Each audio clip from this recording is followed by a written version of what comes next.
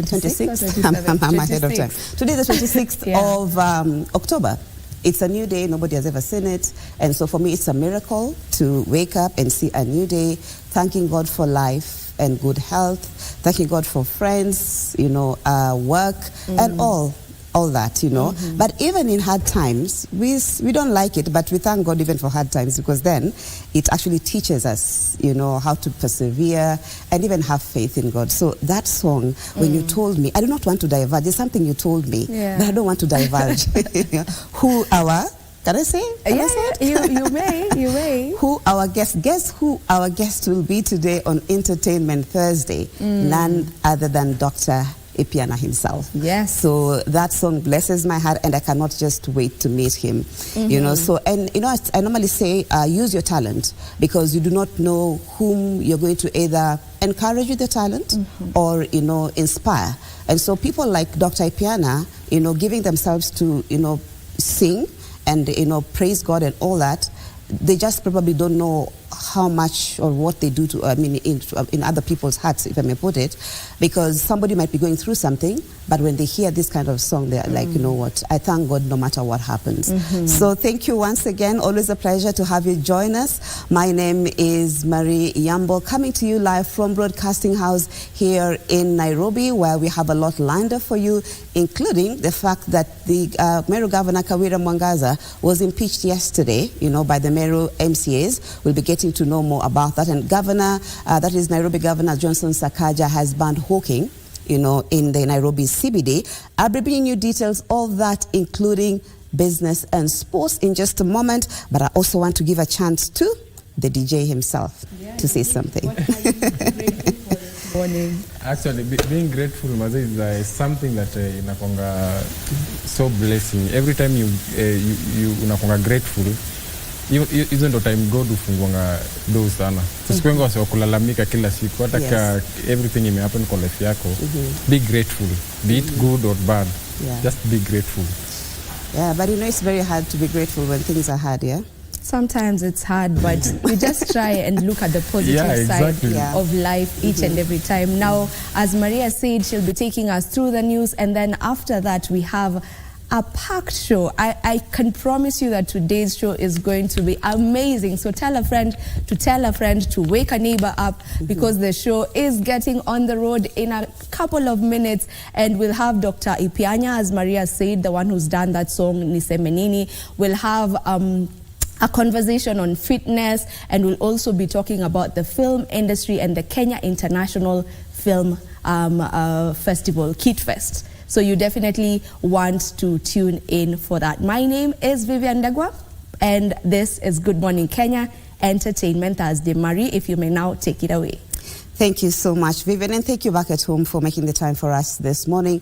And let's start in Meru, where Meru County Governor, that is Kawira Mwangaza, has been impeached. 59 ward representatives voted to give the embattled boss her marching orders, even as 10 of her colleagues skipped the Wednesday sitting. Now, this is the second time the County Assembly has removed the governor from office. Now, Giverson Maina reports. 59 of the 69 members of Meru County Assembly on Wednesday voted in favor of the impeachment motion to oust Governor Kawira Mwangaza from office.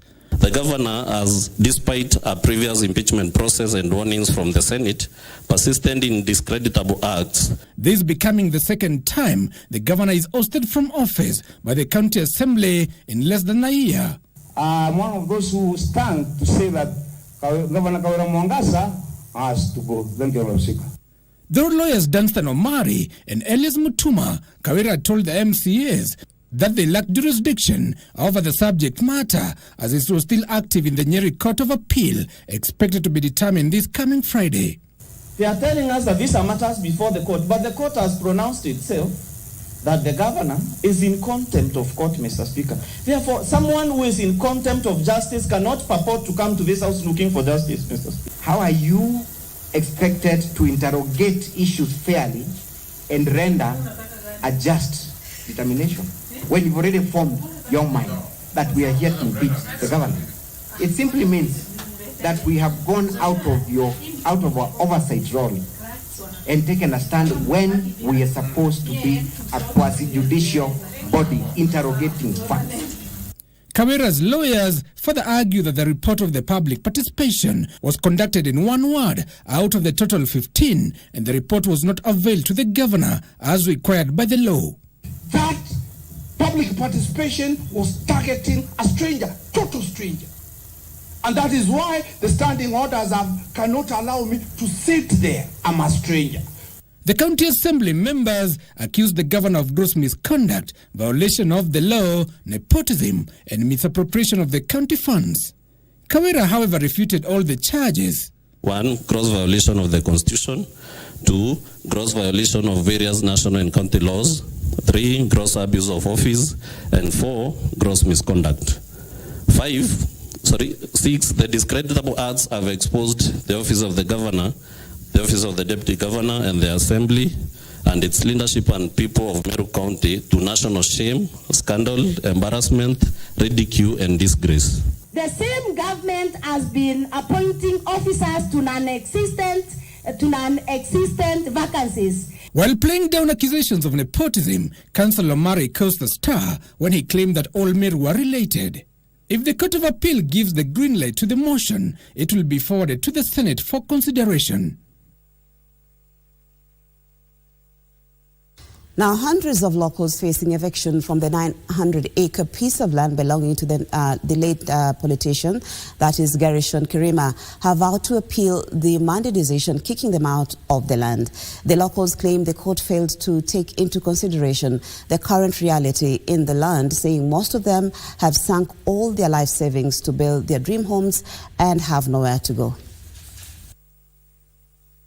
Just days after the Environment and Land Court declared Kirima's family to be the rightful owners of the contested 900-acre piece of land spanning Nairobi's Eastland and ordered all squatters to vacate by December 31st or face eviction, those evicted are vowing to fight on. Hakuna kubomolewa, si ndio?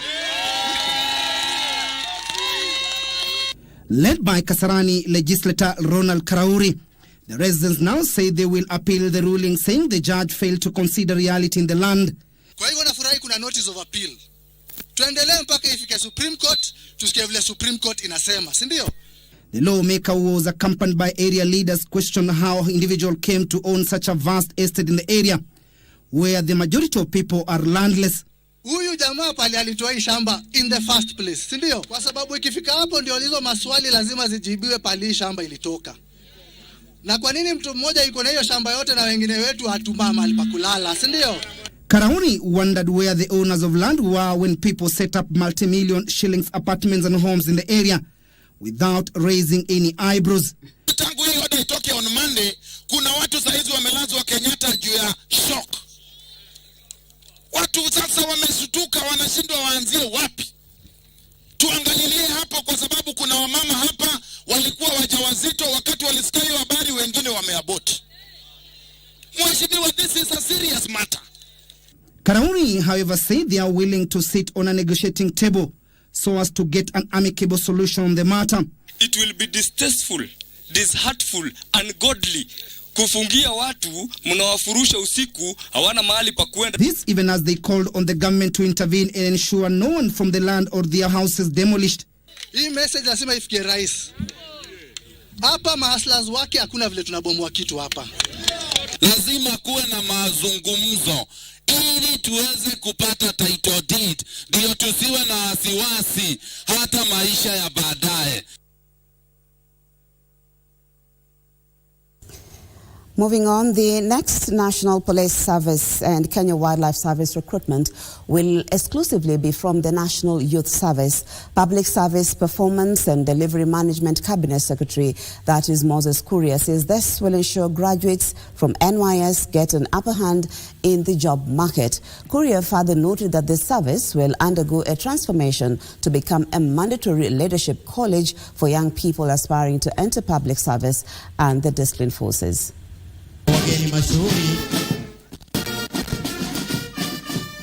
3 weeks after assuming his new role of Cabinet Secretary, Public Service Performance and Delivery Management, Moses Kuria visited the National Youth Service headquarters in Nairobi.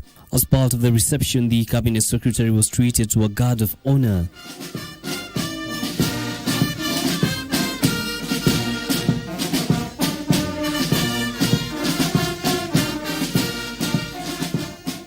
In his address, Korea announced plans to have the next intake of disciplined forces exclusively drawn from the service. The next intake in the next 2 months for the National Police Service of 3,000 police officers will be recruited exclusively from the National Youth Service. Within the next 1 month, he is going to recruit 1,500 servicemen at KWS, and all of them will be recruited exclusively from the National Youth Service.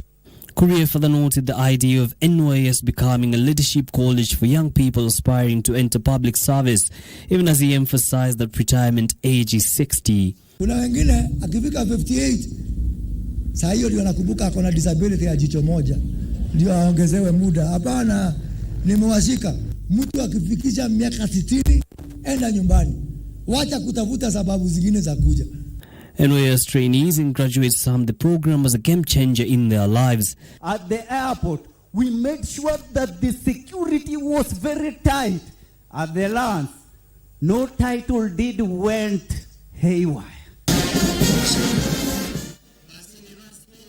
Every year, about 30,000 youths are recruited into the National Youth Service.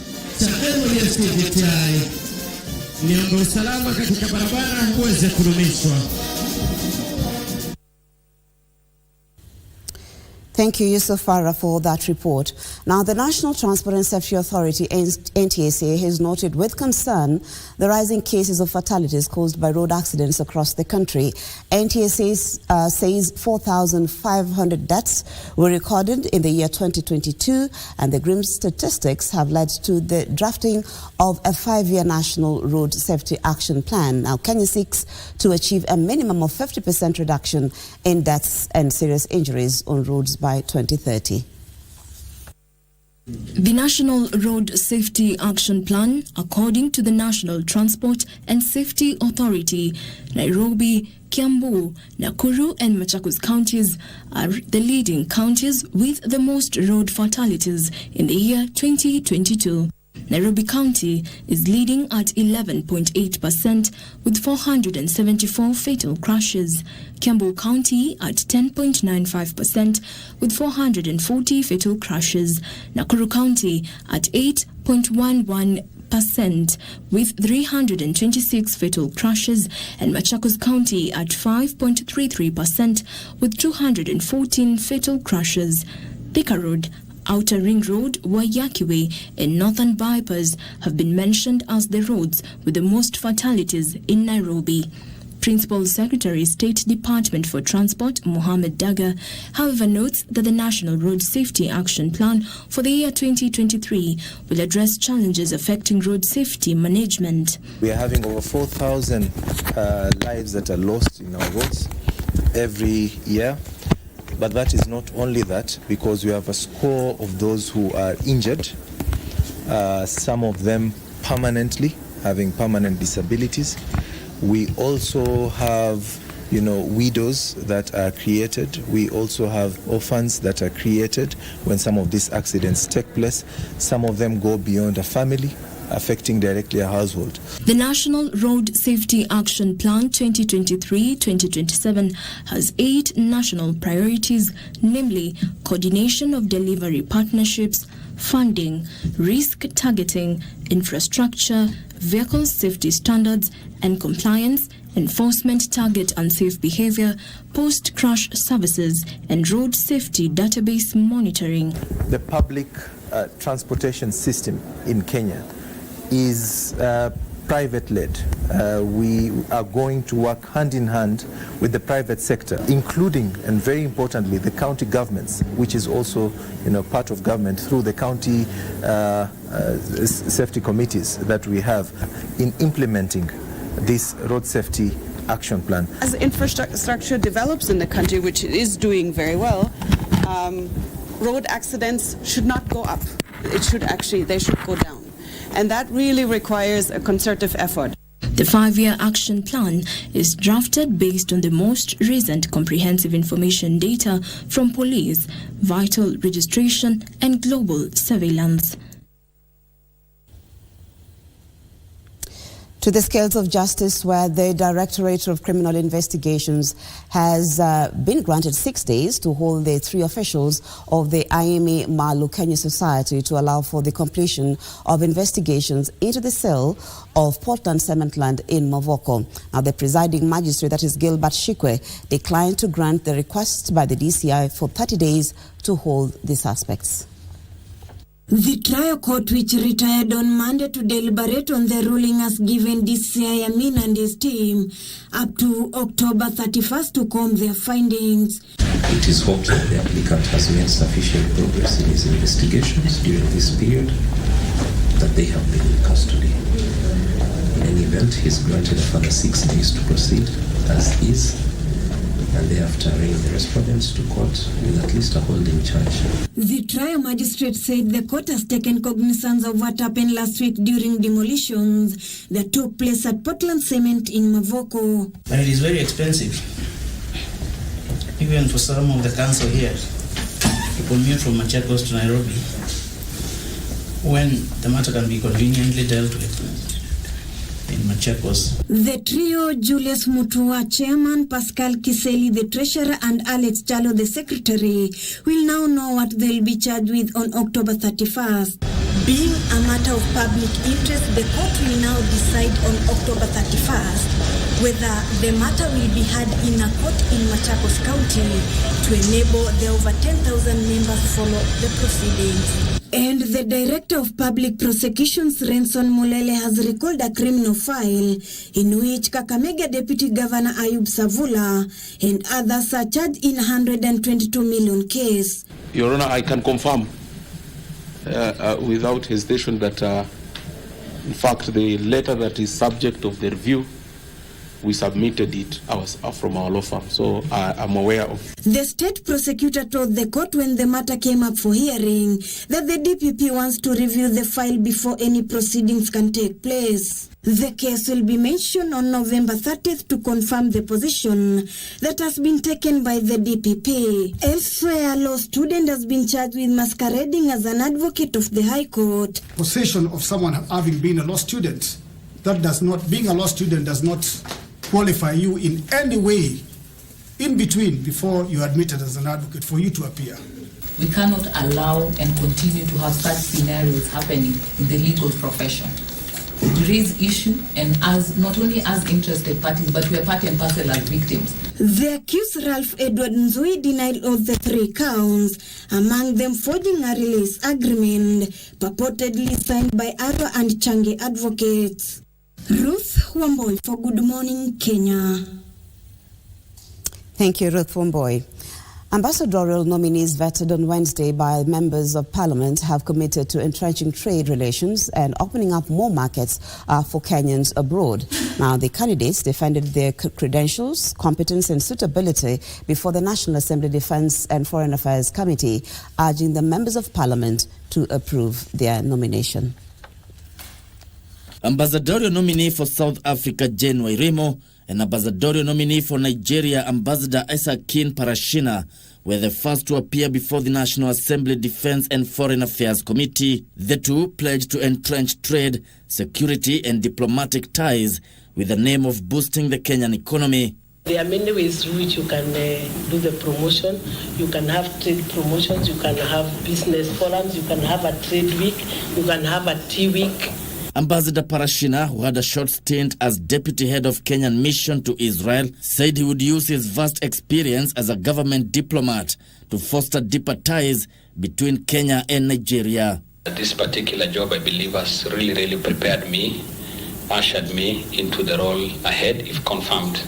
I, Janet Mwawasi Oban. Ambassadorial nominee for Rwanda, Janet Mwawasi, committed to pushing for the elimination of trade barriers to allow Kenyans access Rwandan markets. How would you ensure that you are protecting Kenya's interests in terms of coffee export from Kenya to Rwanda? I believe that there's a lot more to be done. It's already in our favor, but that's not enough. We can always do more. Ambassadorial nominee for India, Peter Munyeri, pledged to create linkages that will attract Indian investors to Kenya. What is the understanding of Kenyan foreign policy? And what is the goals of this policy? We need to create more elephants.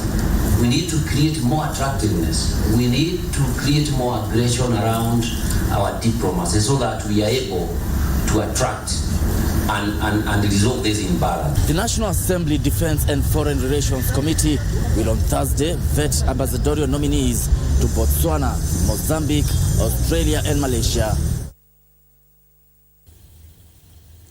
Gishuki Washira reporting there. Nairobi County Governor Johnson Sakaja has banned hawking in some parts within the capital city's central business district. The county boss said Tom Mboya Street all the way to Moi Avenue is a no-go zone to hawkers, stating that the county government plans to expand the walkways to ease traffic for pedestrians. Sakaja's move has already elicited mixed reactions online. Sakaja has implored the hawkers in the CBD to make use of areas designated by the City Hall as their base of operation. From Tom Mboya coming up to Moi Avenue, hizo lanes ina connect to Moi Avenue. Coming up, we will have no hawking there. We are going to expand that road to be walkable, because I am not just taking care of you, I'm also taking care of the Kenyans who are walking. Those who own shops are also taxpayers. So everybody must get their piece. We can't favor one group over another. So niki insist hapa CBD ni kukuja hivi, muache hapo. Pali mmepatiwa mfanye kazi, mfanye. Na hakuna mtu atawasumbua. Bora mnafanya kazi kwa mpangilio mzuri.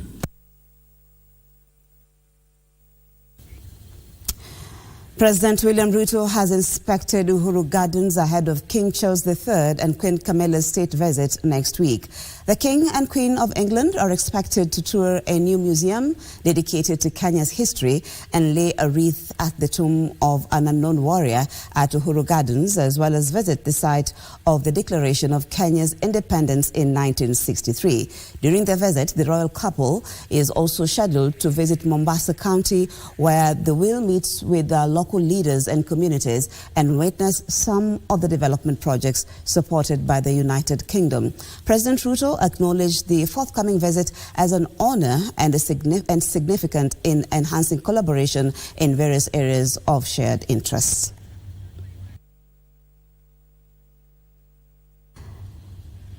Well, on that note, we want to take our first break of the bulletin. We'll be back with much more, including business and sports.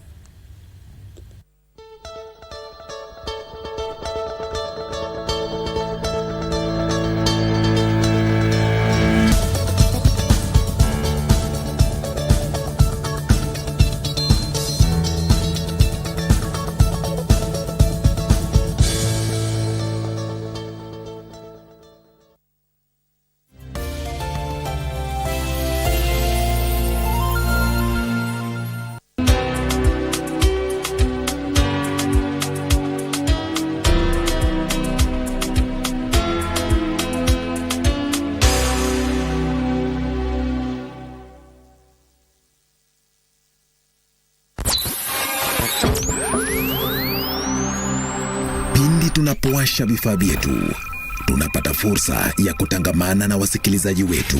Karibu sana thĩinĩ wa tabarĩra ya Rwiga. Tunapeperusha utangazaji uliobobea katika habari, nĩ ũndũ wa macio na mangĩ maingĩ, burudani, nĩ harĩa tũkoragwo tũkĩigua nyĩmbo mwaki nyĩmbo hot, na hamasisho la kiroho. Usiachwe nyuma. Jiunge nasi kwa safari ya kufana katika 99.5 FM. Shoro FM.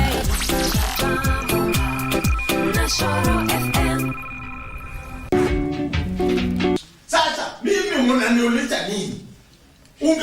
Mlikuja mkaniambia nikiliza kama mheshimiwa ya kwamba mliniambia kwamba pesa yenu na nikaanza kufanya uchunguzi. Ndio nyinyi mkaenda kuripoti huko kwamba mimi naiba pesa.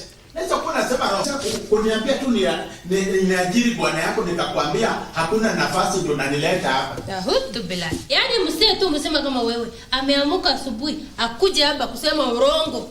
Urongo tu. Sasa nyinyi mnaanza you have actually gone against the boy child. Unajua hivyo ndio nyinyi nafanya. Boy child ni nani? Amea. Boy child. Wewe nakuuliza ni wewe peke yako tu uliona tu mimi tu ndio naweza osha. Ndio unipatie kazi ya kuosha. Na mnakani unaongea na mnakani. No, enda pole pole. Wewe ndio uende pole pole. Makwa? Yes. Makwa. Wewe ndio uende pole pole. Nimekuita mara ngapi? Mara 3. toka wende. What's in Your Kitchen, a show that celebrates Kenyan and African dishes. Rusha. Wait. At the Lelani Annex Naivasha, she shared a bit of her life background story and her cooking skill. Be careful. Yes, because I've seen some fire jump there. That is called flambéing. Flambéing. So tukiona moto tujue ni flambéing. Chele yetu iko sawa? Iko sawa? Tumalize. Sasa ni kwenda tukule. Lakini hauendi. Mimi siendi. Hauendi.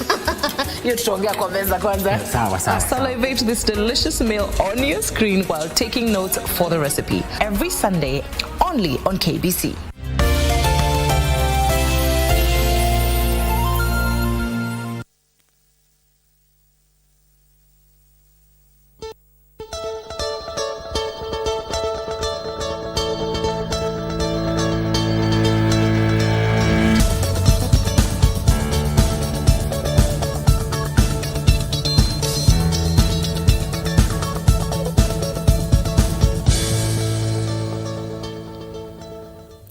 Welcome back to the program.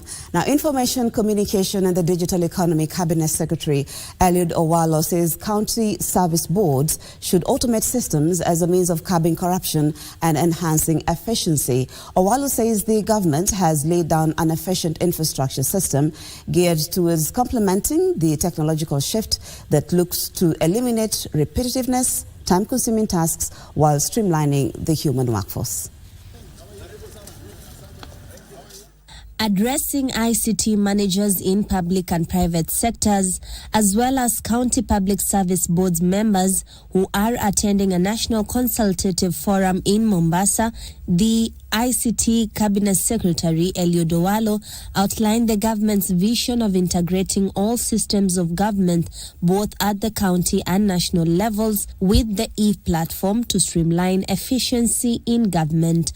Owalo is calling on the county administration to enact an automated revenue agency as a means of curbing revenue leakages within the devolved units. We will be able to collect more domestic revenues. We will have adequate resources to pay off our debts on one hand and also facilitate both development and recurrent expenditure on the other, using our own domestically generated revenue. The ICT managers have been asked to deploy an elaborate cybersecurity risk mitigation framework along with the digitization of records and services. We are not going to stop digitalization because of cyber insecurity. A multifaceted team within the Office of the Data Commissioner has been set up to benchmark best practices with advanced economies as the government reassures that the data being collected is secured. We are also ready and willing to learn from best case global examples, embracing but customizing to meet our own peculiar situation, so that we have an elaborate risk mitigation framework around our digitalization agenda. Meanwhile, the Cabinet Secretary also met with Queen Maxima of the Netherlands, who paid a courtesy visit at the ministry offices. The two discussed matters related to digital technology, including meaningful connectivity and inclusion, improving digital infrastructure, and establishing public-private partnerships for digital tech development. We have managed to train about 500,000 Kenyans on digital literacy. We have managed to create 109,000 digital jobs. Think about education, think about health, think about school enrollments, think about farmers and how they can actually get into the digital, and how do they say they are who they are. This is extremely needed in a country that digitalization can be a great potential. Janai Karisa reporting there. Now let's look at business, where Deputy President Rigathi Gachagua has asked Kenyans living abroad to invest in treasury bonds and bills, assuring them of security of their investments and better returns. Speaking in Brussels during an interactive session with Kenyans living in Belgium, Gachagua said the government had made it easier to buy the government securities and get better returns. Treasury bonds are long-term debt securities for the government, with maturity periods typically ranging between 2 years and 30 years and offering higher interest rates compared to shorter-term securities also known as treasury bills, with maturity periods ranging from 91 days to 1 year. During an interactive session with Kenyans living in Belgium, Deputy President Rigathi Gachagua said the government had streamlined the process of buying the bonds and is offering competitive interest rates. So far, we are happy with the money you sent back home. Last year, we received $4.3 billion US. So that is, in fact, the remittance has overtaken tourism, tea, coffee, and horticultural exports. We are aware of your concerns on double taxation, and we are working on the best and sustainable strategies of lowering the cost of sending back money home. During the forum, the Deputy President encouraged Kenyans in the diaspora to invest in the affordable housing program, noting that the houses are being built in areas with good infrastructure. Government of Kenya is talking about affordable housing, very good ideas, that if you've got to build in a place where the house can contribute to economic development. We are hence very keen on enhancing and protecting the interests of Kenya and our people living outside, because it is one of the ways of promoting development back home. We are also working on streamlining the investment environment back home to protect you from exploitation. The Deputy President is in Belgium to represent President William Ruto during the Gateway Summit hosted by the European Commission. Let's look at sports now, where Kenya Lionesses head coach Paul Murunga has made 7 changes ahead of their crunch tie against Colombian, the Women's 15s Division 3 rugby tournament in Dubai on Friday evening. Now, Murunga's charges are currently 5th with 1 point from 2 matches, while Colombian occupy the 6th and bottom slots. Has handed Naomi Muhanji a first start of the campaign after 2 appearances from the bench, while Judith Okumu slots in at scrum half. Sharon Auma makes her first appearance starting on the wing. Knight Otuoma, Valentine Otieno and Edith Nariaka return to the match day squad after missing last Friday's narrow defeat to Kazakhstan. Faith Levoy starts from the bench after 2 starts. Grace Okulu is out of the match day squad, serving a 2-match suspension carried forward from the Rugby Africa Women's semi-finals against South Africa in Tunisia on October 15th. The Lionesses are currently 5th with 1 point from 2 matches, while Colombia occupy the 6th and bottom slots, pointless after 2 outings. Well, thank you so much for your time this morning. My name is Marie Yambo. Well, Vivian and DJ Unique are in studio, ready to take you through the entertainment Thursday segment. And just as we promised, our guest is in studio. I do not want to divulge much. Stay tuned and get blessed. So thank you once again. My name is Marie Yambo. Stay tuned for more news updates during the day with my colleagues. See you again next time.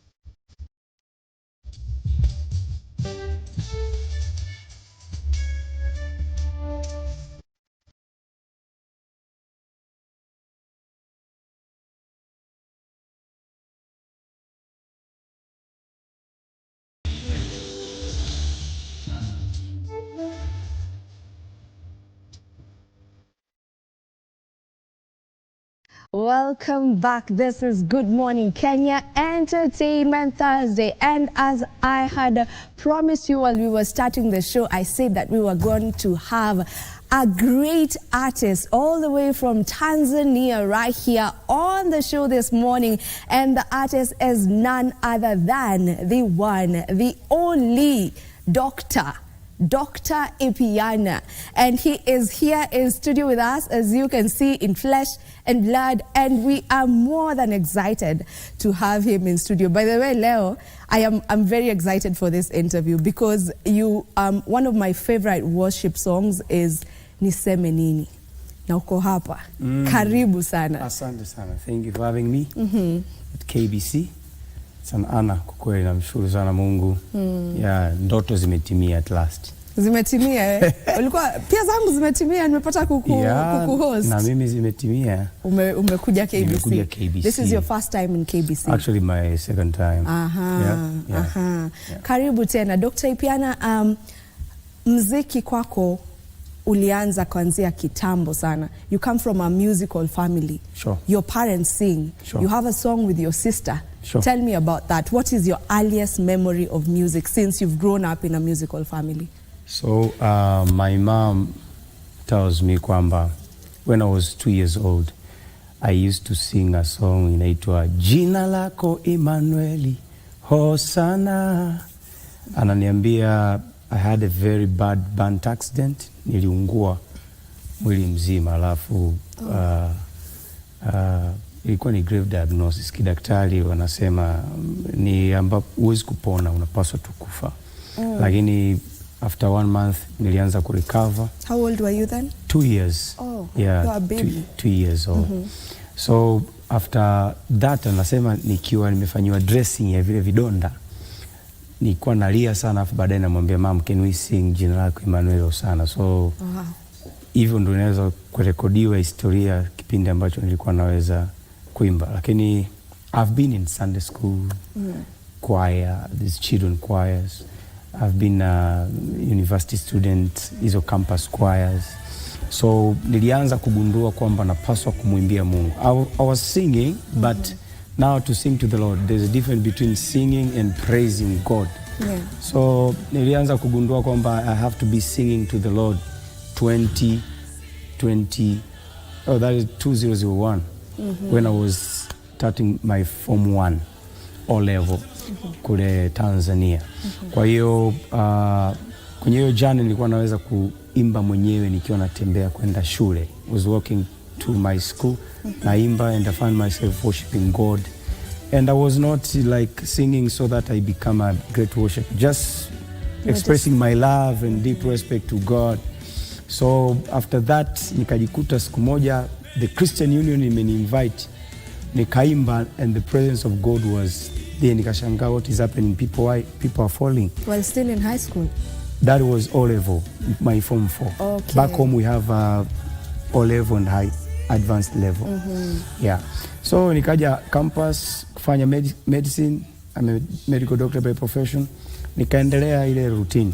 So I learned piano, so leading worship in campuses and all the stuff. Nikatoka out of campus, nikawa local worship leader. Ndio kitu ambacho nakifanya hadi sasa. Leading worship in my local church. Okay. Yeah. You've always served God. According to your story, you've always served God. Indeed. I mean, at 2 years old, uliamua kuimba.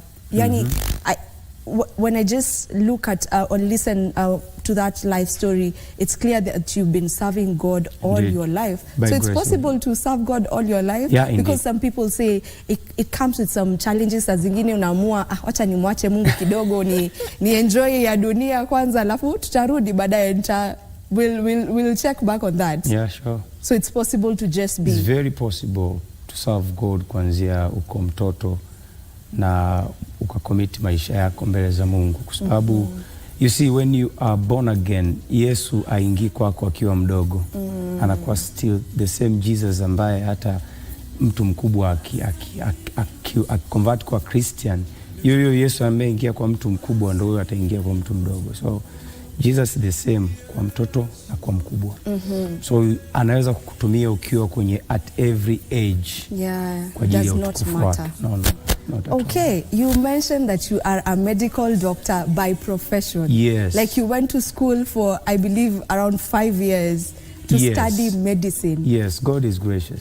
Wajua watu wengi huwa wana assume kuwa waimbaji hawajasoma. Waimbaji huwa wanakimbilia, usanii, manake kule darasani ni kama hawakuwa wanaelewa. So to know that you are a medical doctor by profession, for someone to qualify to study medicine, that means you are an A student. By the grace of God. Tell us about that. I mean, are you still practicing medicine at the moment? So I completed my studies in 2012. So I practiced from 2012 to 2016, like full time. But then I was a manager one of the branches, one of the hospital back in Tanzania. Kwa hiyo, they promoted me to be a manager because of the favor of God.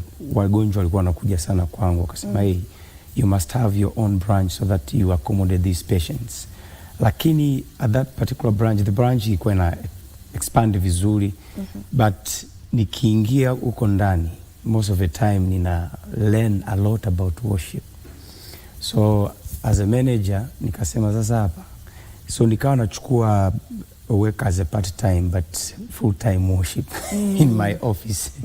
So instead of attending patients actually nilikuwa nikuulize, while you were practicing, you said you practiced from 2012 to 2016. Yes. Ukiwa una practice, I'm just curious to know, kulikuwa na wale ambao wanakuja ndio ni wagonjwa lakini wako daktari, lakini waweza niambia kidogo? Most of the time I pray for actually that was the reason of my promotion, because now watu wakija, they were not getting only the physical touch. I was also praying for them.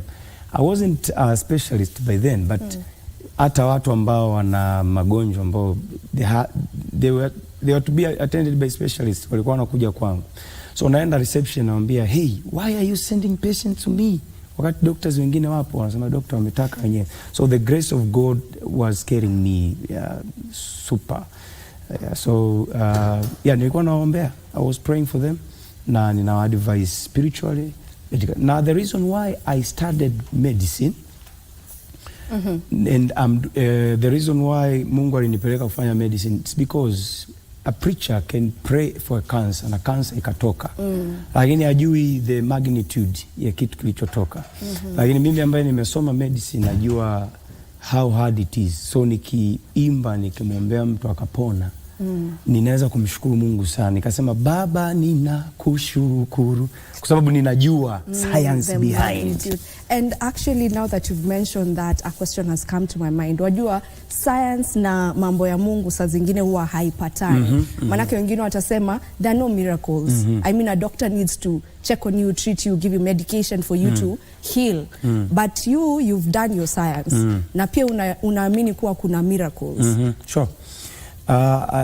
Ninaweza kutestify kwamba when I was studying anatomy tu kwenye first year, I realized kwamba any doctor ambaye haamini Mungu yupo, huyo ni mwongo. Kwa sababu the way human science iko complicated. A lot of books wanakuambia this is out of our scope. Yani a lot of doctors, professors are coming to teach us, afu wanasema maybe you go and discover something because this is out of our scope. We don't know why tukiunganisha mifupa, what happens after baadaye inajirudi. There are times you say this is out of our scope as professors, doctors? Yes. So that means there's God in heaven ambaye ndo masterpiece, kila kitu mastermind ya kuelekea. Kwa sababu wewe ukivunja mfupa hapa, baadaye kwa nini unajiunga? Kwa nini ukivunja mfupa kwa mtu ambaye amekufa haujiungi? So that means Mungu yupo ambaye sisi tunatengeneza tunaweka tu, lakini bado kuna Mungu ambaye anapaswa kumalizia kazi. So a doctor wa kweli kabisa aliyesoma vizuri ana recognize kwamba all those stuff ambazo ziko out of scope ni Mungu anayefanya. I thought ingekuwa conflicting, kumbe hata kusoma medicine ndo inafanya uelewe zaidi. You know that God is actually a miraculous God. Umefanya nyimbo na one of your sisters, you actually just the two of you. So umefanya nyimbo na dada yako, wewe ndo firstborn. Umefanya nyimbo na dada yako mdogo. Tuambie kuhusu hiyo nyimbo yenyewe na ilikuwa vipi, na ndo nyimbo ambayo tu mmefanya actually wawili? We have two songs. One is umewazidi wote. Yes. Umewazidi wote. The other one is called ni wewe. Ni wewe Bwana, ni umekuwa nami, umetembea nami, nimerudi kushukuru Mungu wangu. That's the latest song ambayo tulifanya last year. So yeah, tumejipata tuko kwenye hiyo familia tu ambayo inaimba, na yeye jioni kama anaimba sana. So I'm pushing her a lot. Hey, you have to be singing and all the stuff just to honor the grace of God ambayo imekuwa imparted from our parents as well. Yeah. I want to get back to the story of you as a doctor in medicine kabla tutoke hapo kabisa tuingie katika uimbaji peke yake. Why did you stop practicing at 2016? Kwa nini hau practice sasa hivi? So basically I decided to resign, nilikuwa naenda for the green pastures. Ya naenda kutafuta kazi nyingine. Nikasema ngoja ni resign. Tunadhani kuwa madaktari ndo the greener pastures. Yes, like I was like looking for another job kwenye hiyo field ya medicine. Okay. Yani nipate hospitali nyingine kwa sababu kuna kama niko fed up kwenye. Lakini till now sijapata. Hujapata bado from 2016. Kwa sababu ya transition, yani like not because I wasn't serious, because hata nilipata kazi 2-3 kwa sababu sasa amna employer ambaye anaweza kuambia bana now and then you ask for accepted duty kwamba naomba ID leo nimealikwa Kenya, sijui nimealikwa Zambia. Amna mtu atatamani wewe ukae kwenye facility yake. Kwa hiyo busy schedule ndio hiyo nisababisha nisifocus katika kutafuta kazi. Are you planning on getting back into, will you ever get back into practicing medicine? Yeah, but my private facility, naomba Mungu for open doors ili tupate sasa, because my wife is also a pharmacist. So we might have a private facility sasa tuweze kupoa out whatever God gave us through medical background kwa jamii. Yeah, so tunamwamini Mungu tutapata small. Yeah, you've mentioned your wife. You have 3 children. Yeah. Since you've come from you know me. I've really looked you up. So you have 3 children, and since you come from a musical background, I believe maybe your children have carried that gene ya uimbaji, ama kuna ambaye yoimba wote wanaimba. Do you feel like hawa watakuwa waimbaji pia? So basically sometimes I'm very tempted to post them, but I have agreement with God that I shouldn't be posting them before their time. But they sing a lot. Man, they sing. Kwa hiyo uniamini tu mimi, believe me when I tell you. They sing, and all of them. Yeah, actually the second born and the third born. Au hata kwenye gari tu anaweza kuona umesema sijui KBC, akaanza kutengeneza vesi KBC. So wako musical. Mungu amenipa neema kwamba at least I have remnants in the family. Yeah. DJ, najua lazima una swali. Tumekusahau, mimi sijakusahau lakini. I am so into this interview mpaka nimesahau Unique, the DJ is right here. Unique, uliza swali. Yeah, sina swali leo lakini I'm really grateful to host you today. Great guy. I'm so grateful. Thank you for having me. Mimi nakusikiza tu leo. Kabisa. Leo umekosa swali. Now, Dr. Ipianya, if I may just allow you, utuimbie nyimbo moja. Uchague tu mwenyewe ambayo unataka kutuimbia alafu tuendelee na interview.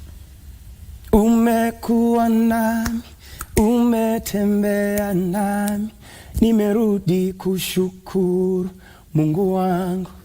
Ayaya. Niseme nini siwezi kueleza, Baba nina kushukuru. Umefanya mengi siwezi kueleza, Baba ni flight kuna at least tupate bumpy or cushion kwenye ocean, but it didn't work. Kwa hiyo Mungu akaniambia nisimame kwenye flight na declare kwamba we have safe landing in Jesus name. Chaos and panicking ilikuwa inaendelea, lakini by grace of God tulirudi Dar es Salaam back na watu wakamshukuru Mungu. So 3 months later when I was remembering vitu vingi ambavyo Mungu amefanya, hicho pia kilikuwa moja. Ndio maana kule nimesema umeniokoa na ajali ya ndege. So nilikuwa namaanisha hivyo kwamba Mungu kweli alinisaidia. So hiyo ni summary ya a lot of testimonies ambazo Mungu Nyimbo yenyewe uliandika mwaka gani? Last year. Okay. Last year, just we recorded this song on 18th of June. So we actually got it at around April, May. Yeah. Okay. Nikiangalia katika YouTube yako na nyimbo zako, nyimbo nyingi ambazo umefanya, most of them are Thanksgiving songs. You know, hii hapa it's a Thanksgiving. Asante Yesu, kama si mkono wako. I mean, ni Thanksgiving songs.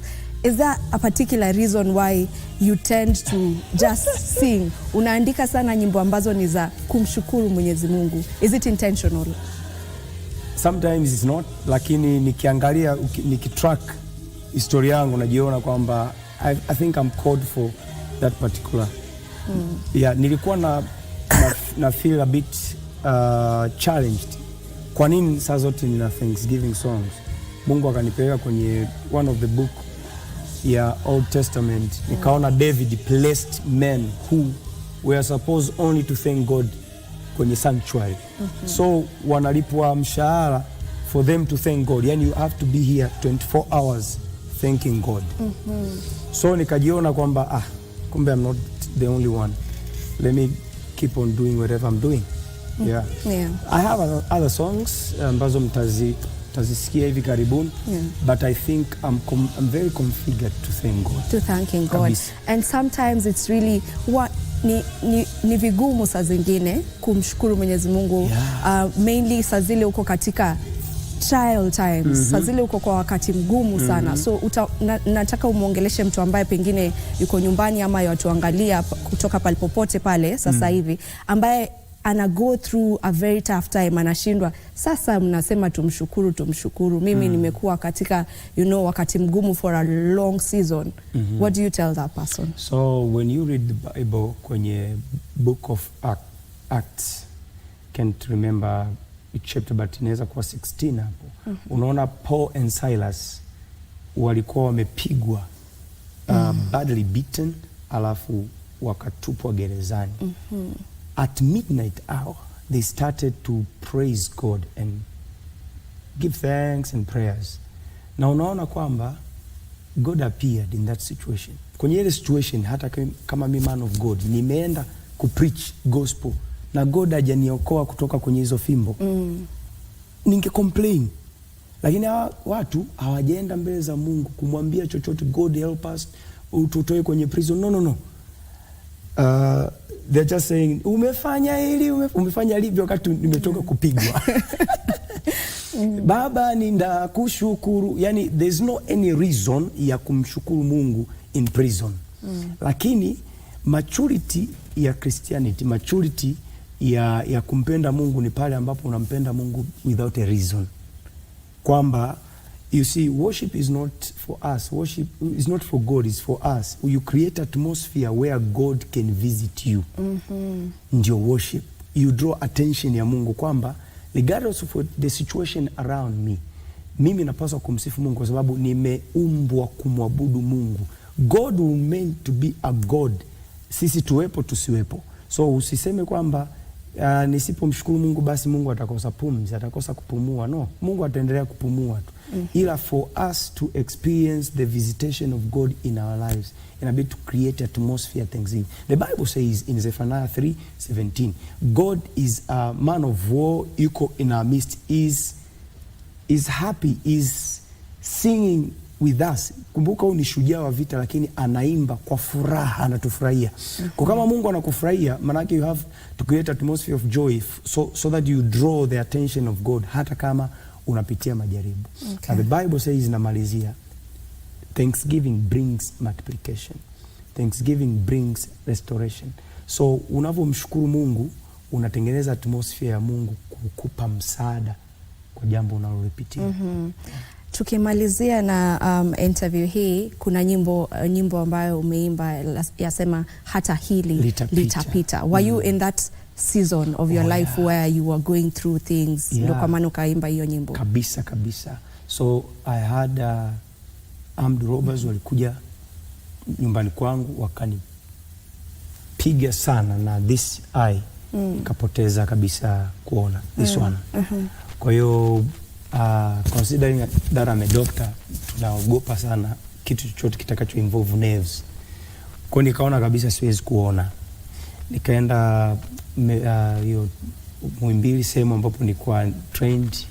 So madaktari walionifundisha, they started treating me lakini hakukuwepo na any form of improvement.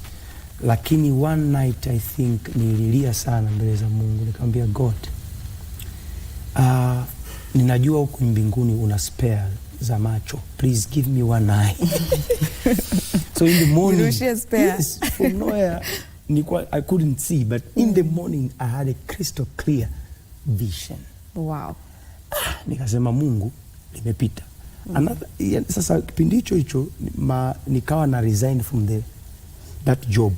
Alafu sina kazi, insurance zote zimeondolewa, na my wife was pregnant of another second born. Nikaona ninapitia wakati mgumu. So nikajiona niko chini ya msalaba wa Yesu, namwambia Mungu, hata hili litapita. And the Holy Spirit said this too shall pass. Kwa nika translate, hata hili litapita. So nikaenda sebleni, my sitting room, nikashika piano, nikapata hizo verse. Hata hili litapita kama yale yalivyopita, chini ya msalaba wako kuna msaada. So beautiful testimony right there. Glory to God. Sasa tumalize, manake ni kama ambaye sitaki kumaliza hii interview. Wacha tumalize ya ukweli. Lakini tukimaliza nataka uniambie ni chakula ipi ama kipi? Mwalimu wangu wa Kiswahili. Kipi? Chakula kipi ambacho unapenda zaidi kula ama kukila ukiwa uko Kenya? Nikikwambia githeri. Neno. Githeri na avocado. Lakini hao watu leo kipindi hiki hawajanipa mala. Hawajakupatia mala. Yes. Mala kwani hakuna Tanzania, waja kuinywa hapa Kenya? Nataka ya huku. Iko different. Inaenda vizuri ukichukua githeri. Githeri na mala.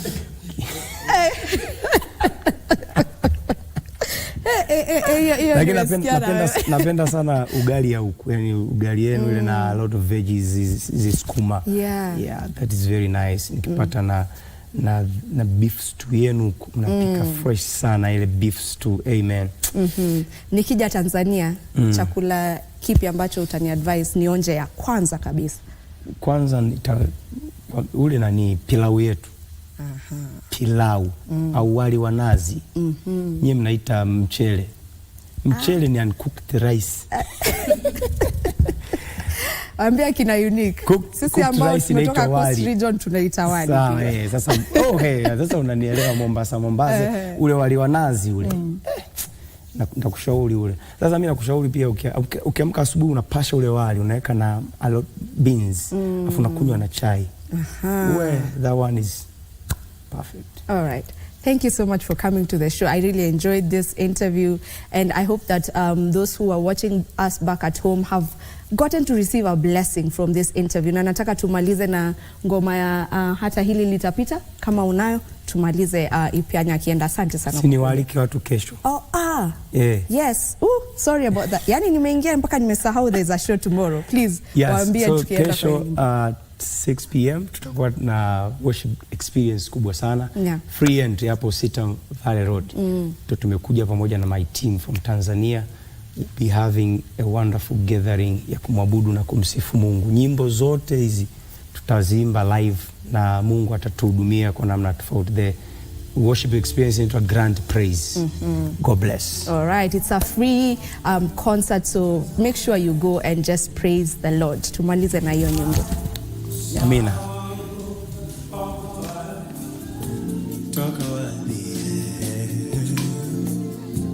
Msaada wangu ni katika wewe, usiyeacha nipotee chini ya msalaba wako.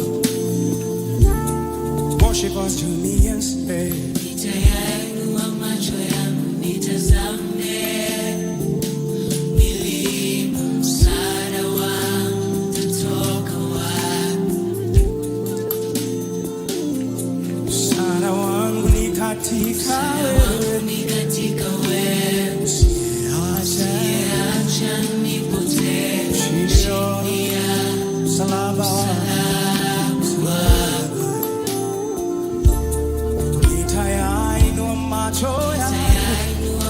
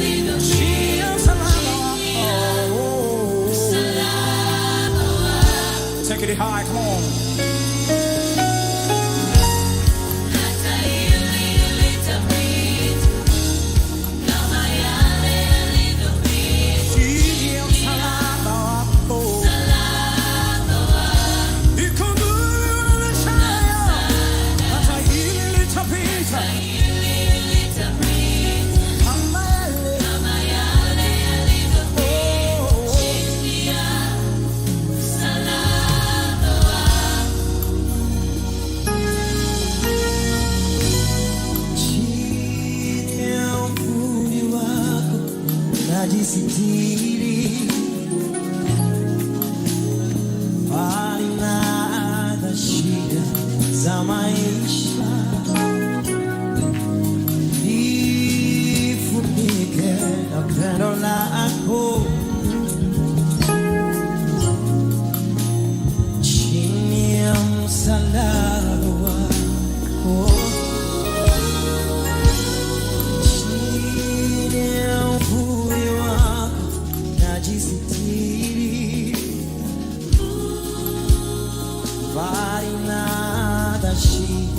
Za maisha, nifunike na pendo lako chini ya msalaba wako, chini ya uvuli wako najisitiri bali na shida za maisha, nifunike na pendo lako chini ya msalaba wako.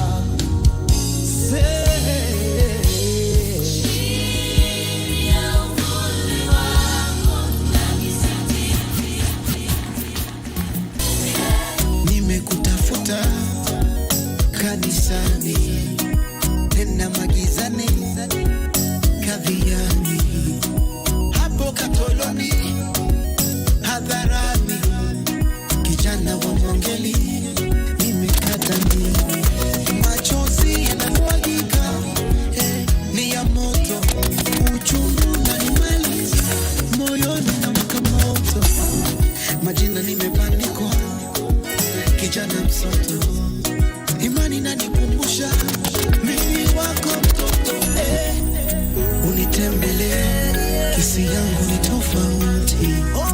Unitembelee, kisi yangu ni tofauti. Unitembelee, kisi yangu ni tofauti. Unitembelee, kisi yangu ni tofauti. Unitembelee,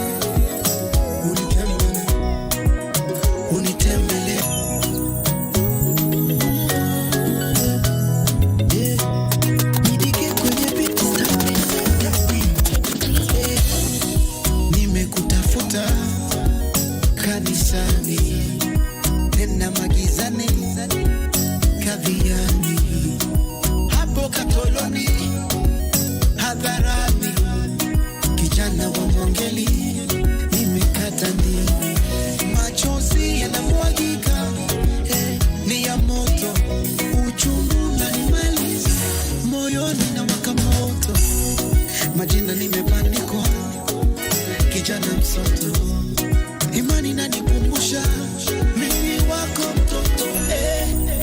Unitembelee, kisi yangu ni tofauti. Unitembelee, kisi yangu ni tofauti. Unitembelee, kisi yangu ni tofauti. Unitembelee, kisi yangu ni tofauti.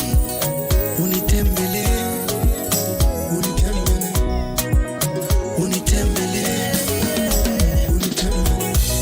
Biblia inasema nikiomba nitapewa, nikitafuta nitaonewa.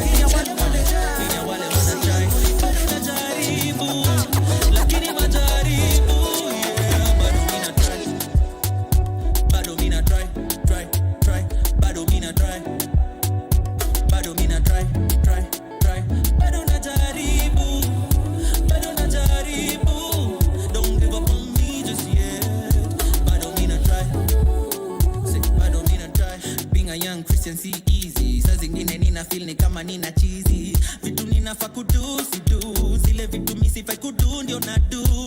Mbona naharibu, mbona naharibu, yeah.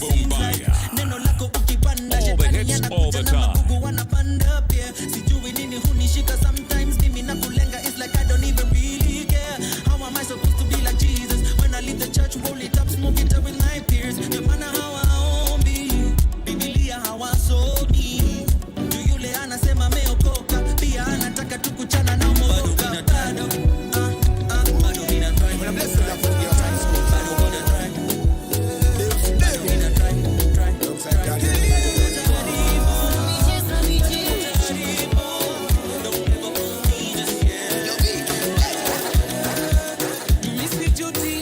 Misijuti kupata wokovu ngali kijana.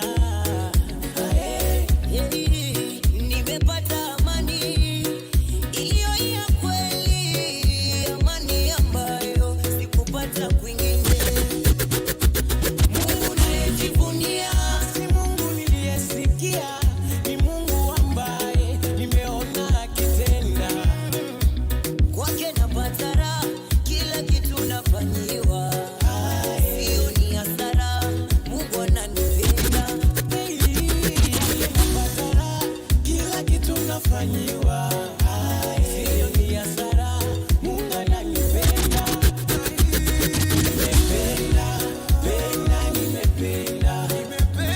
Nimependa unavyonitembeza. Nimependa unavyonitembeza. Kuna changamoto kutokea katika safari ya wokovu, ila mapito yako yanatendeka kwa wema. Piga simu, pigia rafiki zako simu wote leo, uambie una shida sana, unahitaji sapoti. Ukimaliza pigia na Mungu wako goti, kisha naye umwambie una shida sana, unahitaji sapoti. Hapo ndipo utaona nani anayekutania, atakayekusaidia. Kwa Mungu wangu napata raha, kila kitu nafanyiwa. Nina imani kwamba Mungu ananipenda. Kwa Mungu wangu napata raha, kila kitu nafanyiwa. Nina imani kwamba Mungu ananipenda.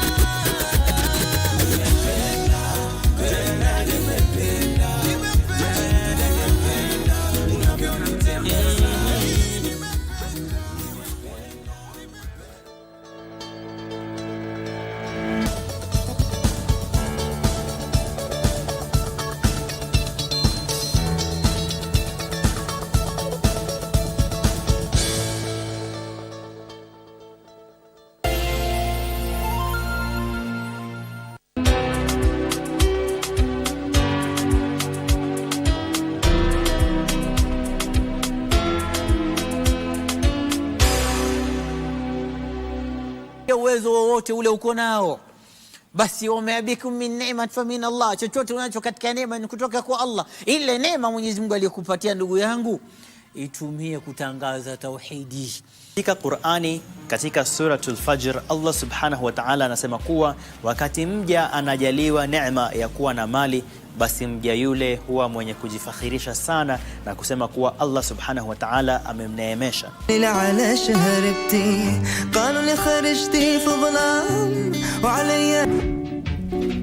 Sasa mimi mnaniuliza nini? Mlikuja mkaniambia nikiliza kama mheshimiwa ya kwamba mliniambia kwamba pesa yenu na nikaanza kufanya uchunguzi. Ndio mkaenda kuripoti huko kwamba mimi naiba pesa. Naweza kuwa nasema kuniambia tu niajiri bwana yako, nikakwambia hakuna nafasi, ndio nanileta hapa. Tahudu bila. Yaani msie tu msema kama wewe ameamuka asubuhi akuje hapa kusema urongo. Urongo tu. Sasa nyinyi mnaanza you have actually gone against the boy child. Na hiyo ndio nyinyi nafanya. Boy child ni nani? Amea. Boy child. Wewe nakuuliza, ni wewe peke yako tu uliona tu mimi tu ndio naweza osha? Ndio unipatie kazi ya kuosha. Na mnakani unaongea na mnakani. No, enda pole pole. Wewe ndio uende pole pole. Makwa? Yes. Makwa. Wewe ndio uende pole pole. Nimekuita mara ngapi? Mara 3. Toka uende. What's in Your Kitchen, a show that celebrates Kenyan and African dishes. Rusha. Wait. At Pelelani Annex Naivasha, she shared a bit of her life background story and her cooking skill. Careful. Yes, because I've seen some fire jump there. That is called flambeing. Flambeing. So tukiona moto tujue ni flambeing. Chele yetu iko sawa. Hii iko sawa.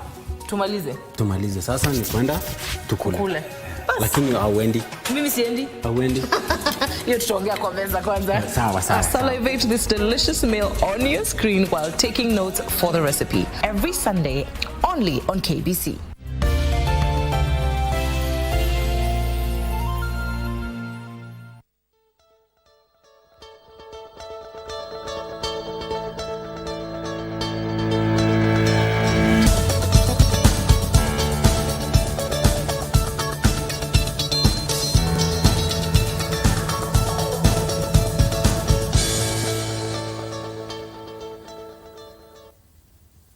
Welcome back, and from that amazing musical interview we now get into the film industry and theater, to be precise.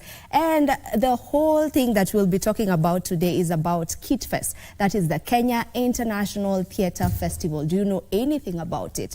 If you don't, just know that they are in their 8th edition, and the people joining me in studio right now will be telling me everything about that particular festival and then some more. If you allow me to just let my guests introduce themselves, beginning from my immediate left. Thank you so much. My name is Michael Pundo, the CEO of the Kenya Cultural Center and the official host of the Kenya International Theatre Festival.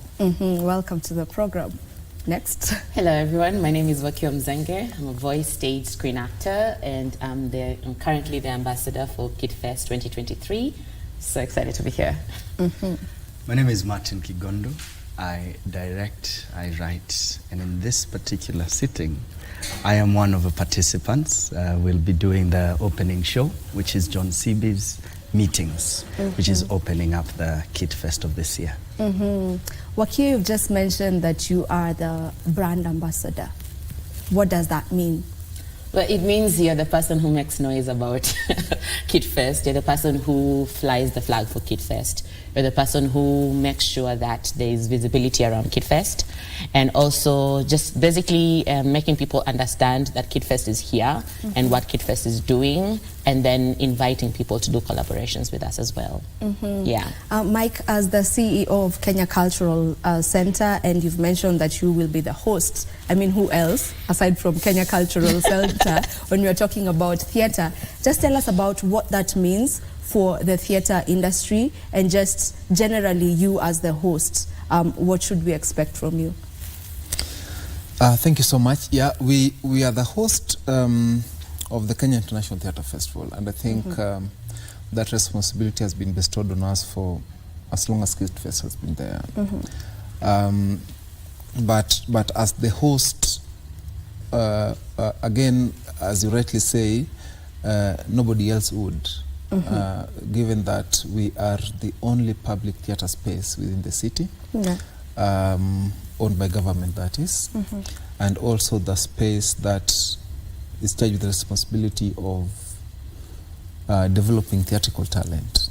And so KITFest offers a platform for us as KCC and by extension Kenya National Theatre, as a platform where then artists can interact and display on a more international stage, and also artists across the country interacting with other artists from all over the world to synergize and create networks and just see the best practice of the art. So we are privileged to host, but also offer that platform where then KITFest can prosper. Yeah. Martin, for someone who's watching us and they know nothing about the Kenya International Theatre Festival, what would you say KITFest is? I would say KITFest is a platform on which we get to see diverse forms of theatre from across the world, across Africa and across Kenya. Particularly this year, where for the first time I would say there's been preparation from other counties. And so with that preparation over the last couple of months, we have different teams from different counties who are coming to showcase what they have. And so KidFest is a mishmash of beauty on stage and different forms, from dance to one-man shows. Yeah, so it's going to be a festival, like you say. And with festivals, the best way to explain a festival would be probably a rainbow or a fruit salad. Yeah. Get to sample everything and the best of everything. Yeah, especially for people who haven't gone to theaters as much, because as a country we are yet to make this totally culture. And so KidFest is one of the platforms that is really, really pushing for this. Yeah, so it's definitely the place to be. It's definitely the place to be. As you say, are we going to have people from different countries coming into the country for KidFest? Absolutely. What countries? We have, of course, our neighbors. We have Uganda. We have actually trainers also who are coming in from different countries. Right now we have Eric, who's coming from Swiss. We had the Czech Republic also join us earlier on. There's actually been activities that have happened before the actual showcase. And I think everybody focuses on the showcase happening from the 31st to the 12th of November. But there's been other events that have been happening. There's a workshop for writing, including investigative kind of writing earlier on in the year. We had the Kenya Theatre Awards happening. We had the anthology of, struggles of artists. We had the County Theatre Fiesta that we just concluded. We have the audio play masterclass that is ongoing. So there's been a lot of activities that bring us to the festival itself. And all these, what I love about KidFest is that they're all based on research. So the activities and the workshops that we are curating, they're informed by data, the gaps that are there in the industry. And I think one of the biggest wins for KidFest this year is actually going to the grassroots, identifying talent, developing talent, and bringing it to the National Theatre to showcase it. I think that's one of the greatest wins for KidFest this year. Maybe but just to add, I think about 12 countries have confirmed. 12 countries. 12 countries have confirmed. Most of them Africa, South Africa being the farthest, but again a lot from also Europe and Asia have confirmed attendance. But as my colleagues are rightly saying, KidFest is like the ultimate platform for what has been happening within the country. We have just had a very successful capacity building experience called the County Theatre Fiesta, and artists from around the country were taken through different sessions of training to create productions for a bigger platform like KidFest. And so from all the 6 counties where we had the County Theatre Fiesta, each county is represented by a theatre group or a theatre company. And we feel this is one of the best ways in which then we are developing theatre, but also when we do this, enlightening also people on the need to then be attending theatre. It's an international festival, and just from what you've said, I mean, we're expecting people from Asia, Africa, and Europe. Maybe what will be different this time round compared to the other KidFest that you as the Kenya Cultural Festival have been hosting over the years? One is the increased number of participation, but then the increased number also of local participants. But not just the numbers alone, it is the quality of the products and the productions being put on KidFest. This time we have intentionally put counties to come on KidFest, and with very high quality productions, which again the group I'm with here participated in crafting and just working with the theatre groups in the counties to ensure that there's a bit of professionalism injected in whatever they are doing. But apart from that, we are also tying Kid Fest as, I would say, the ultimate theatre platform. And so we will be giving opportunity to other festivals that have been happening, from schools to colleges. Also, the best of those, the best items from those festivals will also be featuring at Kid Fest. So this time, the content, the content of the festival is bigger than it has always been. Okay, the content yes. is bigger this time round. I remember there's a time we had a campaign, Bring Back Theatre. How is that going? Do you feel like we've been able to bring back theatre? I don't know if that was in 2021, but I remember there was such a campaign of Bring Back. I don't know if those were the exact words, but there was something around that. Were you able to do that?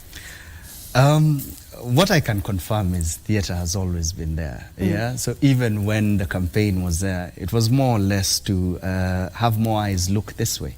We're now running on the hashtag Twende Theatre, and this should work not only for the Kenya Cultural Center, but also other theatrical spaces within the country. So is theatre active on the ground? I would say Kid Fest this year has really pushed to enable this. Like Bwanapundo here said, and Wakio said, with the County Theatre Fiesta, the trainings and capacity building on the ground has really pushed for that. And one of the dockets around that has been around marketing for theatre. And we have seen positive, good numbers going to watch plays. Not as much as we'd want, even here, back here in Nairobi. Yeah. So this has been a very active year. But I always ask, if 1% of Nairobi was to go to the theaters, then what would stop us from being an actual economy, you know, theater by itself? And let's even push smaller than that. If 0.00001% of Nairobi was to go to the theater, how many lives would we be supporting with this? Yeah. So yes, are we there? Yes, we are on our way there. But could we do more? There is always room to improve. Yeah. Yeah. What is not being done, maybe? No, I just want to reiterate that when we started the hashtag Twende Theatre, we came in at a time when I came to the Kenya Cultural Center, we came in at a time when there was low turnover. Artists were putting production on stage, and the theater was barely full. They would act to themselves, and so we felt, what is it that is not happening? First, in our first meeting with the producers, we realized that there was low quality of productions, and so we started encouraging producers to up the quality of productions. But on top of that, we brought in the hashtag and a campaign that then can we draw people to start watching us, and with improved quality of productions and encouragement of guys to come and start coming back to the theater. There was then interest regenerated. Not that it wasn't there, but I think now guys started believing that yes, there's now something to look forward to, and people like Martin started now selling out. Actually, he had a show the that show was he did by himself, by a himself. one-man show. Supernova was sold out, and then now more interest started getting generated, and so I want to say that the campaign bore fruit, but we are yet not there, because then the Kenya National Theatre should not just be busy from Thursday to Sunday only. Several theatres across the world are busy from Sunday to Sunday. We can then also make it happen in Kenya that there are theatre productions from Sunday to Sunday. Every single and day. all of them get sold out. With that, then we can sustain a bigger ecosystem of livelihoods, because again, remember, one production alone put on stage has a big ripple effect in terms of income it generates and employment opportunities. So it's not only the artists benefiting from one production on stage, a whole ecosystem does that. And so when we improve and heighten theatre productions and theatre going culture, then obviously we are putting more money in the pockets of artists, but also in pocket of Kenyans. Yeah, I'd love to get your thoughts on the same, Wakio, as a film producer and also as an actress who's been in this game for a while. You know, we've seen your face in many big big productions. I'd love to get your thought on this. Do you feel like people are appreciating theatre now? Have we gotten to a point where you, as someone who's in this field, feel like we are being appreciated? First of all, I'd like to congratulate KidFest for Kenya Theatre Awards, because it's really important for actors to get recognized. It's really important for theatre practitioners to get recognized. And I think the second edition heightened the feeling of we need to do quality stuff because we can get recognized by KTA. We can win awards. And interesting enough, this was the first time that KTA came with cash awards as well. So it's exciting to see that there are people who are recognizing that theatre practitioners are putting in the work. And what I would say is that as performers, we are interested in just the art. We're interested in doing amazing art. And capacity building has been crucial for the practitioners to develop that craft. But you see, you can produce something beautiful, but if it's not being watched, now there's the problem. And I love what we did with CTF, because we were also teaching them in elements of marketing. And that was one of the biggest elements in all the groups, because what it did is that they knew that we have this product. We have improved the quality of our actors. We have improved the quality of our script writers. We have set designers. We have professionalized the craft. But then how do we put it to the market? And I think Twende Theatre is not just for theatre buffs, it's to also bring in new audiences, people who've not been in theatre before. And I think it gives us an opportunity to bring in also corporates. How do we, rope them in? How can they come and see that this is something worth investing? And so with the quality that we have now, when investors come, when corporates come and watch our plays, then they can feel that this is something that they can invest in. And it leads to sustainability, it leads to growth, it leads to professionalizing it. And that's what we're looking forward to seeing moving forward. What is it about theatre, if I may ask you, Martin, since you've done theatre? I mean, we've said that you've done a one-man show. What is it about theatre that is so intriguing for someone who's never gone to watch any play? I want to make them know what they are missing. What is it about theatre? Storytelling is the only thing that makes human beings different from other species, yeah? And because of a story, we've been able to come together and build civilizations, yeah? And so theatre is probably the rawest form of doing this. In Africa, we had storytelling. We had the old man, the old shosho, with children around them. With the Greeks, we had the fighting in the Colosseums and all. This is all theatre. Now, what we've lost in this new age is now we have something between us and the raw performance, which is now a screen. Yeah? And what is different about theatre is when you're there experiencing in real time, then this is the easiest way to pass whatever it is. Could it be a message? Could it be entertainment? This is the rawest way. Yeah? For those who are religious, when Jesus was preaching, when Muhammad, the prophet, was doing his thing, they were doing theatre. Yeah? So what we have lost now, yeah, is that direct person-to-person, real-time connection. Yeah. And so theatre is as important to humanity, yeah, as it is to basic entertainment value. Yeah, theatre is real time. I mean, there's film that we watch on our screens, but you as the person who was in the film, you don't get the direct reaction. But when you're in theatre I can only imagine being on that stage. You get the actual reaction of people. You feel the energy in the room. That is it about theatre. That's why I love theatre, because you get to interact. Actually, a writer says the whole world is but a stage.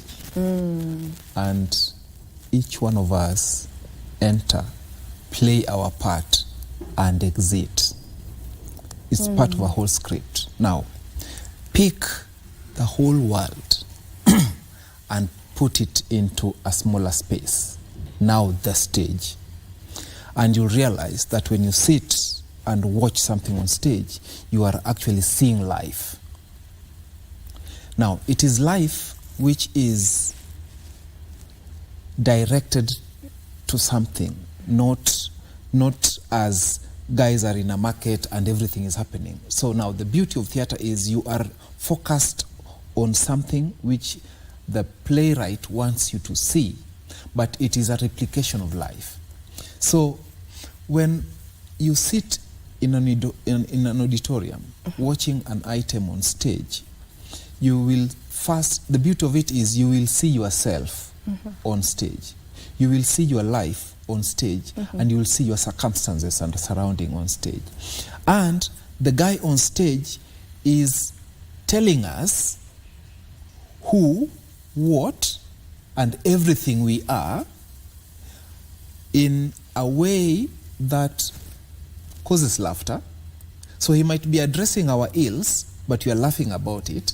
So there's an education element. Apart from entertainment, there's education element, but also admonishing us and bringing us issues that we feel so much attached to that we're even about to cry. Now, the difference between crying when watching a screen and crying when Mato is on stage is, I want to hear that. This is so real. Okay, yeah. You see Mato is on stage and is crying, you will cry with him because this is so real. Wakio is on stage and she is crying. It's different from when she's crying on screen. So the reality of stage makes the difference. For the criers. I'm just kidding. There's something called suspense of disbelief. Yeah. And I think stage actors are very good at achieving that, the suspense of disbelief. So you're sitting in the auditorium, but you don't remember that you are in the auditorium. Because you have been drawn into that moment that is happening on that stage, that you are lost in that world. And it's not just for the audiences, but also for the actors. I think we feel much better when it starts to finish, because now you go with a certain emotional frequency and you take it all the way to the end. Then you're able to connect emotionally to your audiences. They're responding immediately to your performance, to your speech, to your movements. And so that gives you, it motivates you, it actually propels you to move forward. Yeah, so being on stage and being on screen, worlds apart in terms of even emotional gratification. All right, and for you as someone who's been on stage, I want to give you, I want you to give us a particular moment on stage that is just memorable to you, that still remains so fresh to you. As you said, it's all about the connection, it's all about the feelings. Maybe one character that you played on stage that is still memorable to you. Hey, there are many, but I will zero in on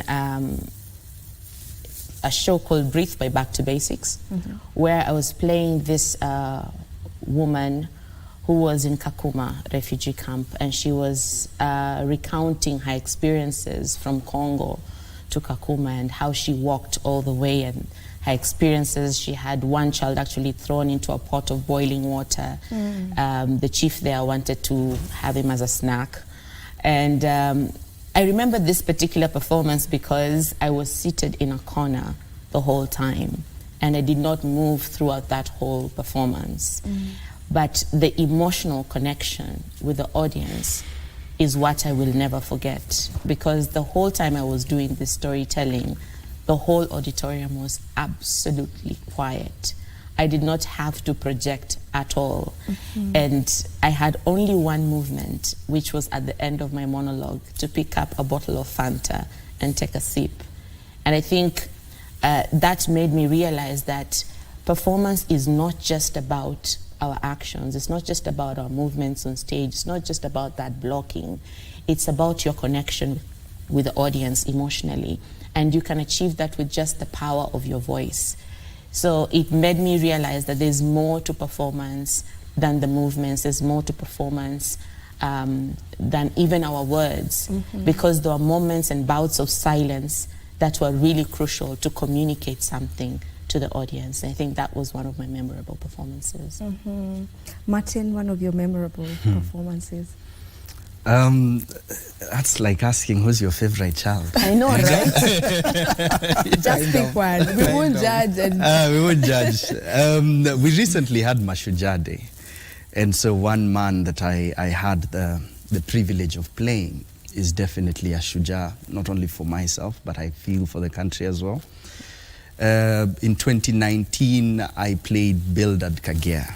Yeah, and this is one of a Kapenguria 6, and his story has been very well put, especially his struggle with the then government, but also with his wife, the love that was there, and the home that they built. And this is a man that stood on his principles. He stood for what he felt our fathers fought for. And so his story for me is always one that I look back on, and I feel honored to have told his story for the time that I journeyed with that character. And the most powerful moment for me has to be when he spoke about his wife, when he buried her and he looked at the journey the two of them had over the years. You'd see that we could be, I don't know, heroes out here, but when you find love and you find it in such a way that is so honorable and full of adoration and sacrifice, then I think that is all that we came here to do in this world, to just love and be loved.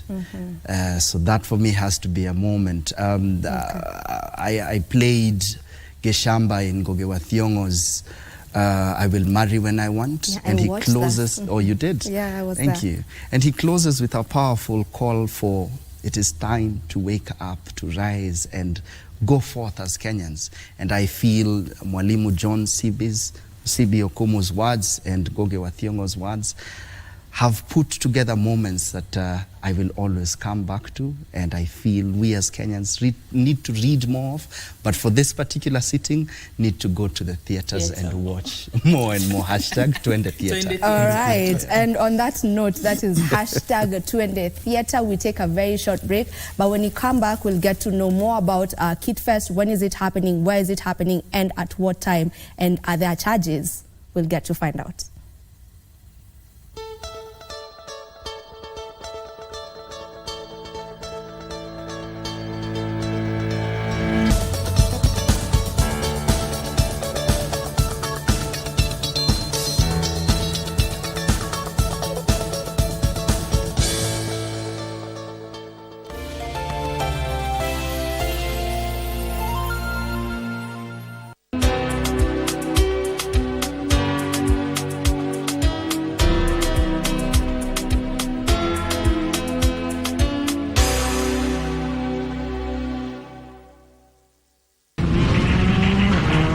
kupatia uwezo wowote ule uko nao, basi wameabikum min ni'mat fa min Allah. Chochote unacho katika neema ni kutoka kwa Allah. Ile neema Mwenyezi Mungu aliyokupatia ndugu yangu, itumie kutangaza tauhidi.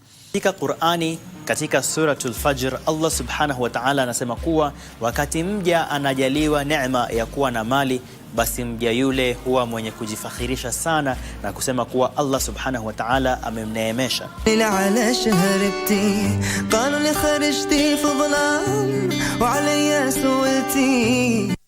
Abantu ba Mintombo yamole. Your favorite KBC station, Minto FM, is now at your doorstep. Enjoy the hottest KC music, informative and entertaining shows, and reliable news only on Minto FM. Tune in to Minto FM on 91.7 FM in Nyamira, Kisii and its environs.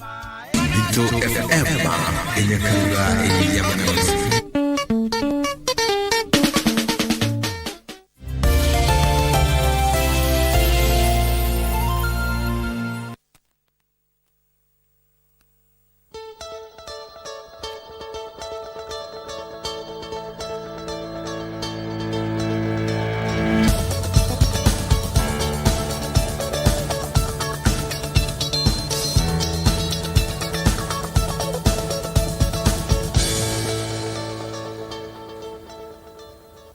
Welcome back. This is Entertainment Thursday right here on Good Morning Kenya. Now, the festival is happening, is 2 weeks. There'll be 2 weeks of the festival. What will be happening in these 2 weeks? Very quickly as we wind up with this conversation. Okay, thank you. To start with, I know my colleagues will add to that. We have lined up a series of activities. Currently, we are doing an audio capacity building, which is leading into an audio installation. So there'll be that also running, and then we have shows which are theatrical in nature, and all this will be happening at the Kenya Cultural Center, and we have several venues within the institution. There'll be main shows on the main auditorium, and then we have Ukumbi Mdogo, where we also have different other shows.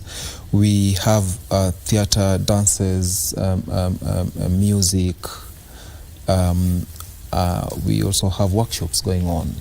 But then on the sidelines of the performances, we also have exhibitions of works of art, of literary art, and so throughout the festival, throughout the 2 weeks, we'll be having a series of several activities going on. Okay. Yeah. So when is it happening? Are there any charges? So the opening night is on the 31st of October, and the festival is running all the way to the 12th of November. The first night, we invite anyone and everyone. Please come through, fill in that auditorium. It's free entrance on the 31st. And Martin Kigondo will be opening with his amazing performance, the meetings by John Sibiokumu. And there's a program that is out already, and you can find it at KidFest Kenya on Instagram, on all the socials. You follow KidFest, and you will see the programs with different performances on the different dates. I'll be having a performance on the 5th by Beyond the Mainstream Storytellers. The show is called Ujumbe from 4. And there are charges for the different shows. There's, I think, 1,000 bob for advance, 1,500, and then 2,000 at the gate. So just look at the programs and see what it speaks to you. Come through. Tukutane KidFest. All right. Ita watu KidFest as we finish. Sitasema mengi, mimi nitasema #Twende Theatre. The dates are very simple, from the 31st. So just have in mind the first 2 weeks of November are all dedicated to theatre. So everyone is welcome. And there's variety for everyone. From every corner of the world, from every corner of Africa. There's so much variety and beauty there. So #Tukutane KidFest, #Twende Theatre. All right, thank you so much Michael, Wakio and Martin. And Wakio, by the way, nikitoka kama sijapitisha hizi salamu ni kama sitakuwa nimefanya vizuri. A friend of mine who's also a colleague alisema nikwambie sasa. Well, Feline, her name is Feline Jean, and she loves your work, and she passed her regards to you. Feline, asante sana. All right, thank you so much everyone for coming to Good Morning Kenya, and thank you to you for watching. But this is not where we end the show today, just this conversation. We have a lot more in store. DJ Unique is here. I will be talking, right after the music, I will be talking to a fitness guru. What do you know about fitness? What is it all about? We'll get to find out in a bit.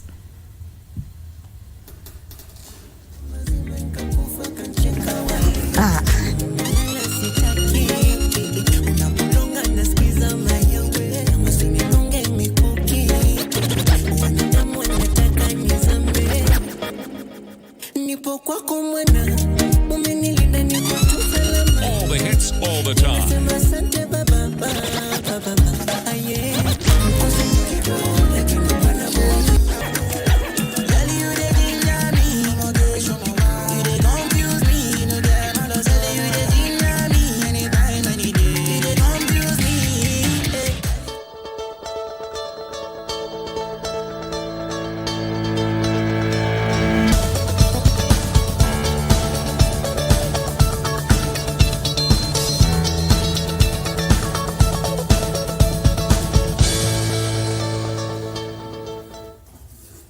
before we go on with entertainment, Thursday there's the National Security Symposium that is happening in Lanet, and the CS for Defense, Mr. Aden Duale, is speaking right now. So if we may head straight to Lanet for that. God bless you. Welcome, Waziri.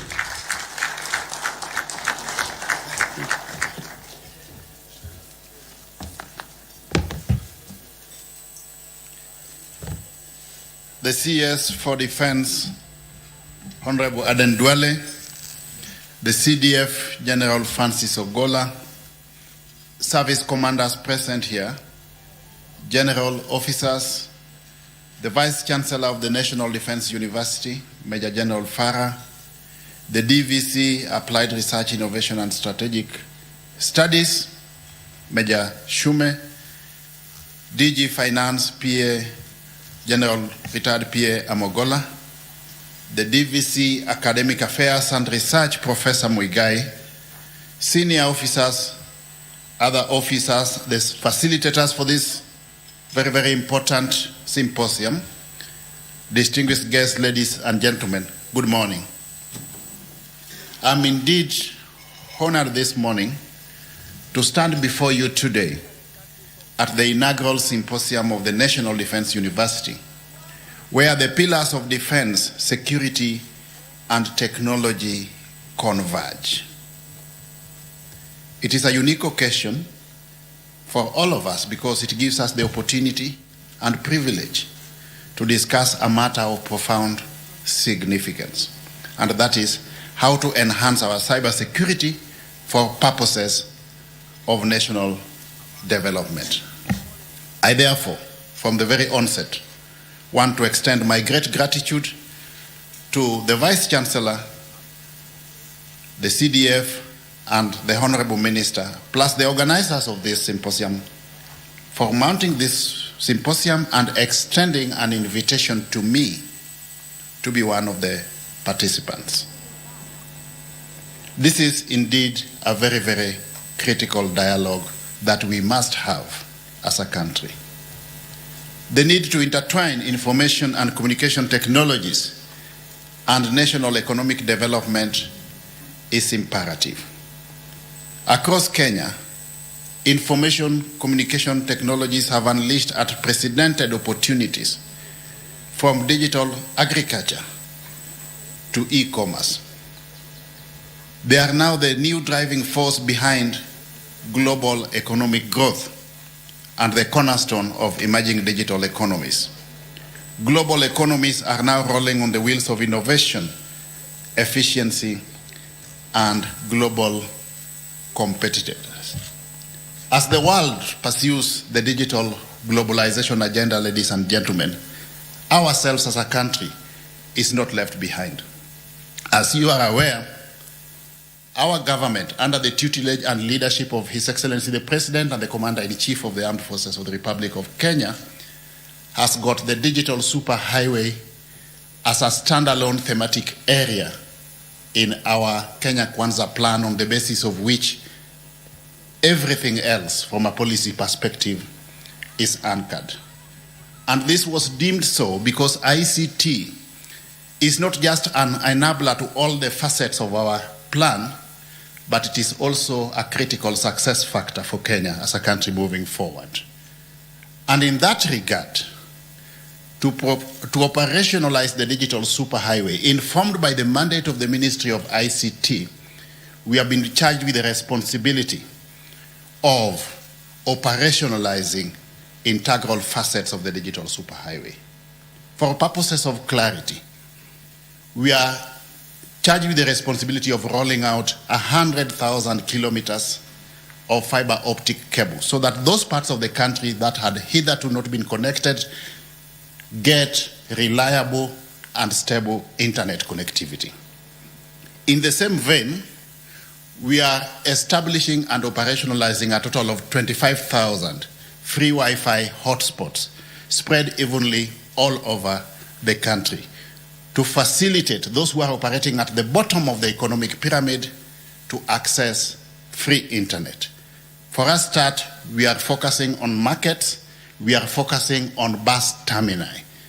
Markets, because that is where our mothers and sisters involved in itinerary trade are domiciled. And we want to facilitate internet connectivity so that they can leverage on technology for purposes of e-commerce.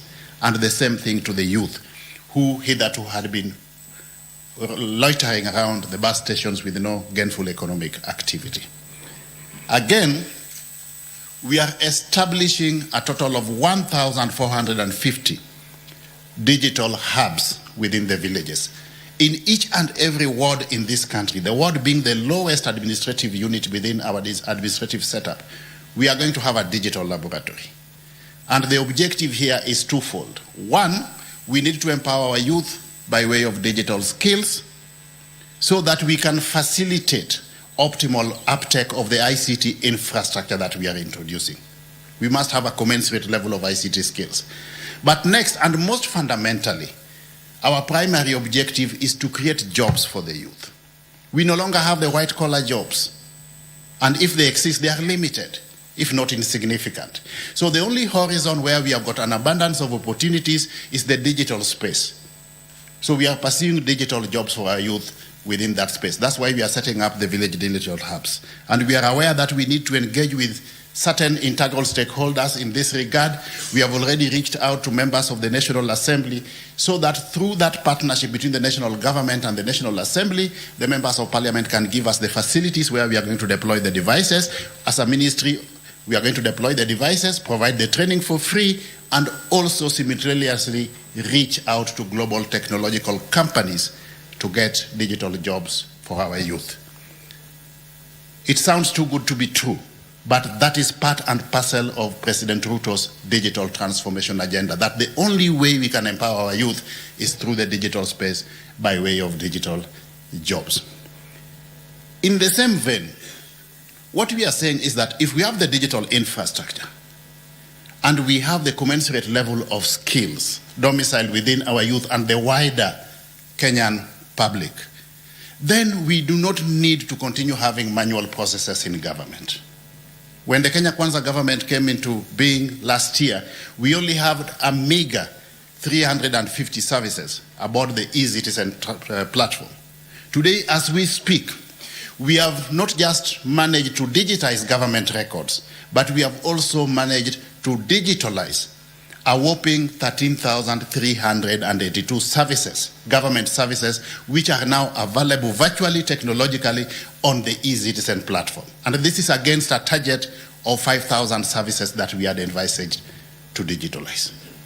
That is the direction we are going, that we are going to run a paperless government moving forward. We are going to have services available technologically, and Kenyans will no longer have to physically visit government service offices to consume the services. They can enjoy the services from the comfort of wherever they are. And if that is the way we are moving, then the other issue that we need to discuss and perhaps respond to proactively is the issue of handsets, devices for purposes of inclusivity. Most Kenyans still, as we speak, do not have smart-enabled telephones because of inability to afford. So again, proactively as government, under the leadership of His Excellency the President, we have moved forward as a government to ensure that we partner with the private sector and the telecommunication company to embark on local assembly of cheap, smart-enabled telephones, which will be rolled out in the Kenyan market within the next 3 days. In fact, to be precise, by Monday next week, we'll be rolling out the first set of cheap, locally assembled smartphones in the Kenyan market, going for a unit cost of $40 for purposes of inclusivity. Again, the other issue we are pursuing is the issue of digital identity, working in partnership with the Ministry of Interior, Ministry of Defense as well.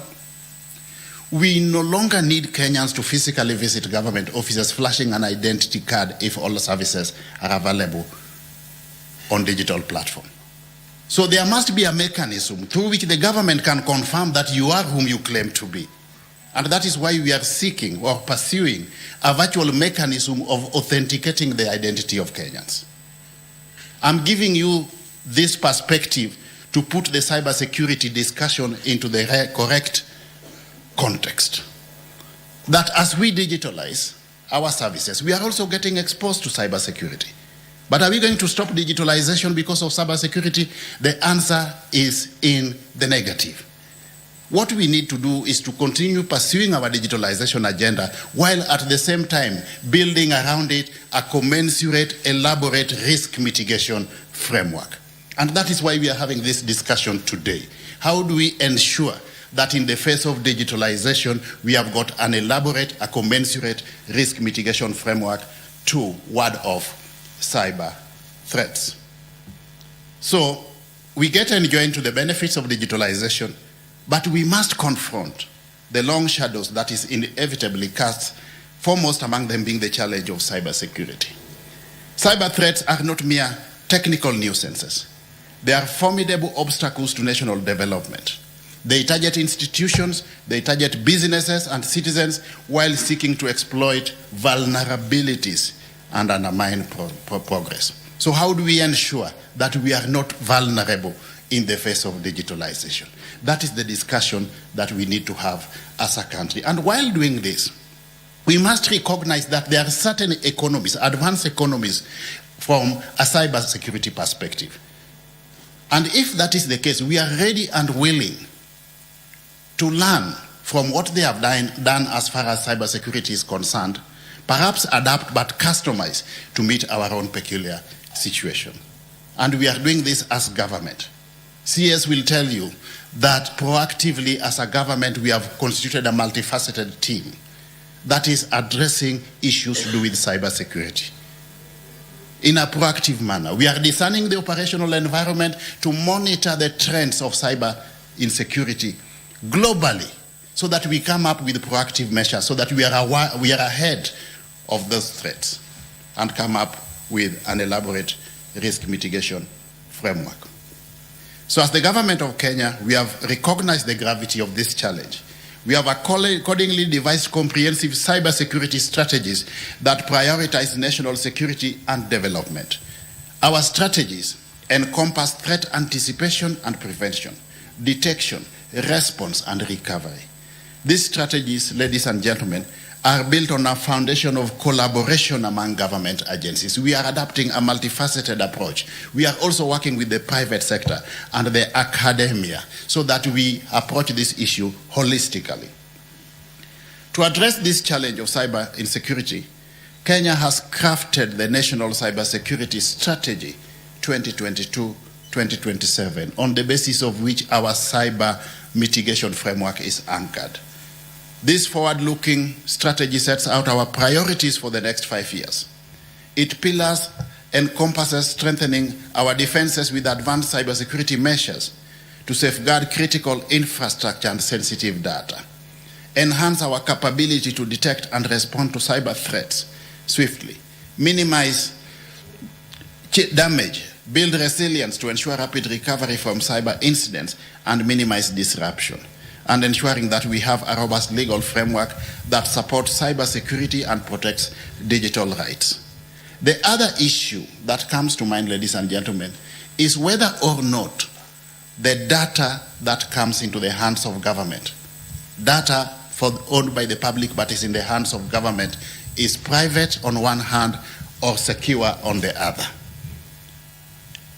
Yeah.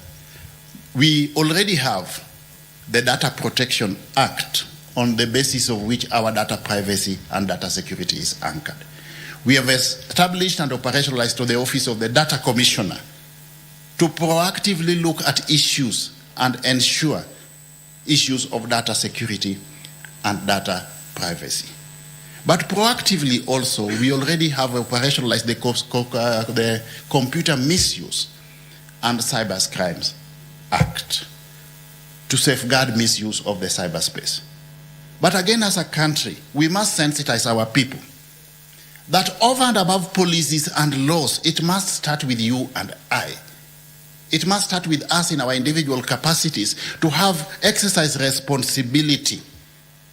While utilizing technological innovations, we must use them responsibly, more so with respect to our youthful population. Technology is good, it is positive, but it can also be negative if it is misused. So let us not just rely on the laws and policies. It starts with the mindset. We must have a paradigm shift as far as our culture orientation is concerned, so that we exercise responsibility in the utilization of technology. We have a robust legal and regulatory framework. Our ICT policies are designed to foster innovation while also safeguarding our national interest. Cybersecurity regulations provide the necessary guidelines for compliance while also ensuring that our digital ecosystem remains secure and resilient.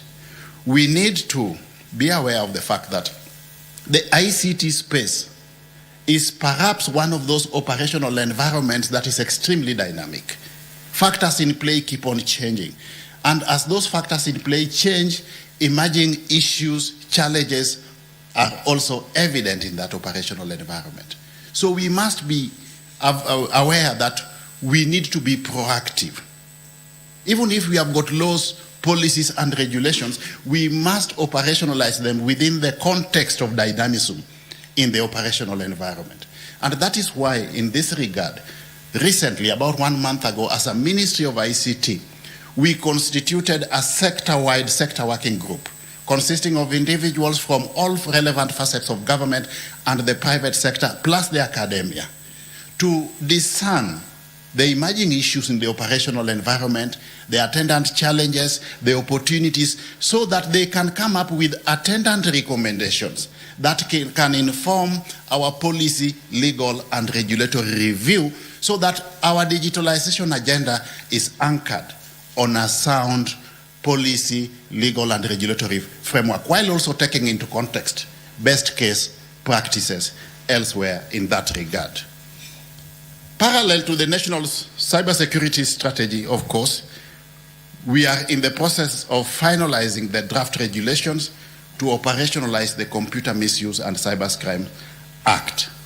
These regulations will provide the necessary guidelines, operational guidelines for enforcement, investigation, and prosecution of cybercrimes. They will also reinforce our legal framework to ensure that cyber criminals face the full force of the law. And to ensure the cohesion of our efforts, I'm pleased to announce that the recent establishment of that task force, which I've just talked about, will catalyze innovation, streamline policy, and enhance collaboration in the ICT sector and all facets of government to align with the national cybersecurity goals. This symposium, therefore, ladies and gentlemen, is the convergence of defense and ICT leaders as a symbolic and vital collaboration paradigm that is required to navigate the digital age. It will enable us to discern the nexus between digitalization on one hand and development on the other, while also looking at emerging issues of cybersecurity on the flip side of it. The Ministry of Information, Communication and Digital Economy and the defense sector in general share common ground in protecting our nation. We must work hand in hand, sharing intelligence, expertise, and resources to confront cybersecurity threats. As the Cabinet Secretary for Information, Communications and the Digital Economy, and informed by our mandate as a ministry, I want to assure you that we are committed to strengthening this partnership. Together we will bolster our cyber defenses, develop a cadre of cyber experts, while fostering an environment that is conducive to both national security and economic prosperity for purposes of sustainable economic development. Collaboration in research, innovation, creativity in the field of cybersecurity is imperative. The only thing that will be constant in our operational environment is change. To mitigate against cybersecurity, we have to be innovative, we have to be creative, we must benchmark with best case practices elsewhere while we exercise strategic agility and maneuverability to be ahead of that change, ladies and gentlemen. In conclusion, the fusion of ICTs, national security, and economic and social development is our intrinsic goal. We cannot separate one from the rest. Our journey forward requires not just technological prowess, but also a fortified cybersecurity shield. As we deliberate on the challenges and opportunities presented by cyberspace, let us forge a path that safeguards our nation's interests while propelling us into a digital empowered future. We look forward, ladies and gentlemen, to working with all integral stakeholders so that we position Kenya effectively as the ICT hub of Africa and of course also globally by way of comparative advantage from a digital perspective. Thank you for your attention, and may I now declare this symposium officially opened, and I wish you fruitful and useful deliberations. Thank you very much. May God bless you.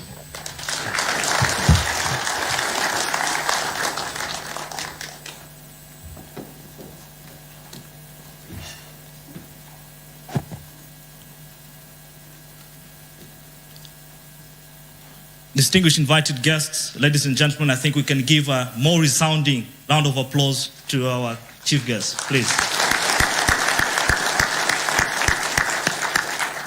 Also like to take Colonel Juguna. I'll be taking over. I am Major Jamal Hassan, and I'll be majorly your master of ceremony during this event.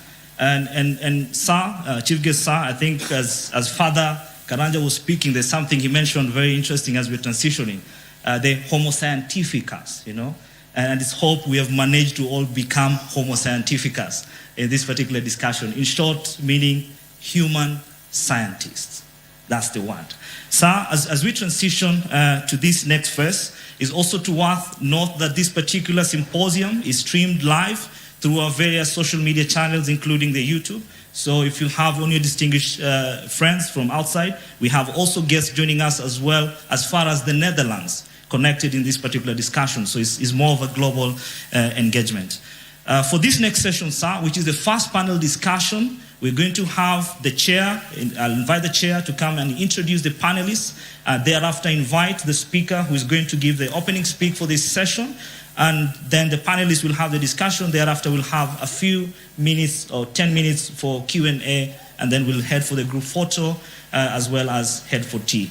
With your permission, sir, I can now request to invite the session chair, Professor Fred Jonyo, to introduce the first panel discussion on developing capabilities and strategies for enhancing current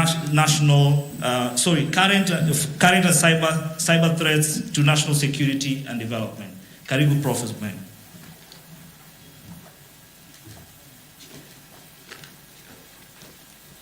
Thank you very much, Master of Ceremony.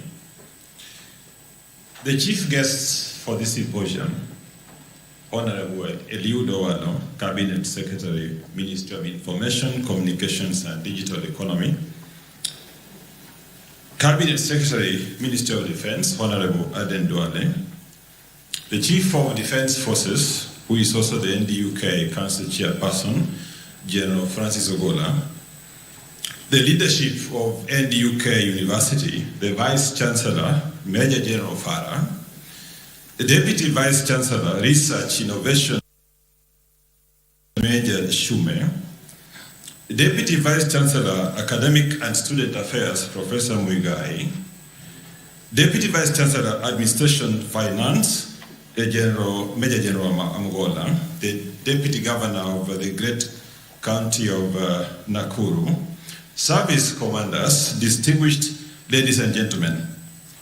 My role is simple. Although Kenya government pays me to talk, and the minimum time I spend is 3 hours, but I've been given a short time, which I will accept. I think this year's information, you have set the tone very well. I've seen a small child destroying their television sets because the mother has refused to give him a smartphone. The CS and the chief guest has mentioned that we have to continue on the digital platform, but there are risks that we have to be aware of. Before I invite my panel, allow me to share with you a small story. A colleague wanted to treat the wife to a surprise birthday party.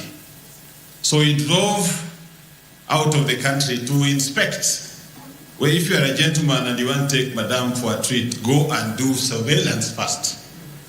Get to know the geography so that you don't surprise her and you're also surprised. So he was satisfied with the arrangement. So madam joined and they arrived. The madam had an evening online meeting with a ladies group. So when they joined the hotel, madam asked, Wi-Fi password. The hotel said, madam, we are sorry, here is peaceful. Peaceful, no Wi-Fi. The wife could not believe. He told the husband, you are bringing me here to miss my virtual meeting. They cancelled that accommodation and looked for another one where there was Wi-Fi. Surprising, surprising. If you have a madam and you want to surprise her, sensitize her that we are going to a function where there will be no Wi-Fi, which means build resilience. Ladies and gentlemen, in this session, I will introduce the panelists, then I will invite the key speaker, and I request that as I invite the panelists, they would walk to the podium. The first panelist would be Mr. Frederick Musili. He's a digital forensics and incident response specialist. He leads cyber breach incident response, containment, eradication, and full recovery with post-attack advisory at the central bank. Frederick, please, welcome. As they come, please appreciate them. The second panelist is Lieutenant Colonel Wilson Kigotho. Wilson is an officer with the Kenya Defence Forces Cyber Command and is currently Staff Officer 1, Defensive Cyber Operations. Please clap for Wilson. The third panelist is Mr. Fidelis Muya. Fidelis is the Director, Technical Services at the Kenya Bankers Association. He is in charge of technical matters at the Secretariat involving bank shared services and technology, including cybersecurity coordination of commercial banks. Welcome, Fidelis. Fourth panelist is Mr. Nicholas Mulila. Mr. Mulila is the Chief Corporate Security Officer at Safaricom PLC. He is responsible for business risk management strategy, cyber security management, revenue assurance, AML-CFT program, insurance, ethics and compliance, and physical security. Welcome, Nicholas. The last panelist is Mr. Ben Roberts. Ben Roberts is the Group Chief Technology and Innovation Officer at the Liquid Intelligent Technologies. He is responsible for innovation and tech across Pan-African network of 110,000 kilometers of fiber optic cable in 15 countries. Recently, they launched cyber security centers across Africa, including one in Kenya. Give him a clap.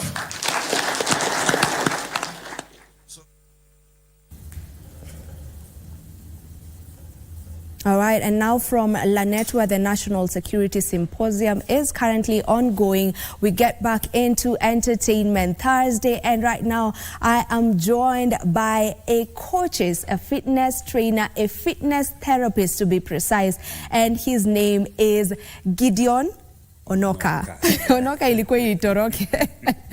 Gideon Onoka is right here with me in studio. You're also a musician, lakini leo tuna focus on fitness. Yes. Is fitness the in thing is our topic of discussion. Awesome. Welcome to Good Morning Kenya. Thank you very much. How are you doing this morning? Very, very well, especially I can see you looking beautiful, so my day is beautiful as well.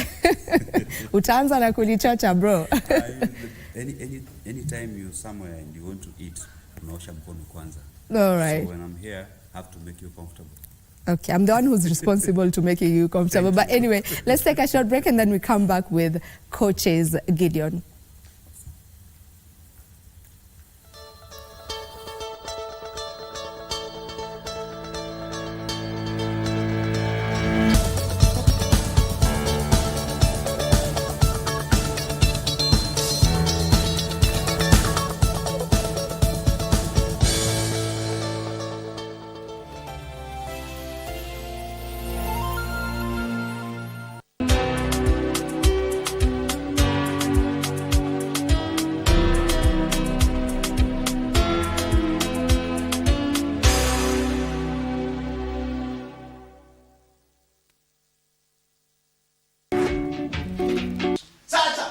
mnaniuliza nini?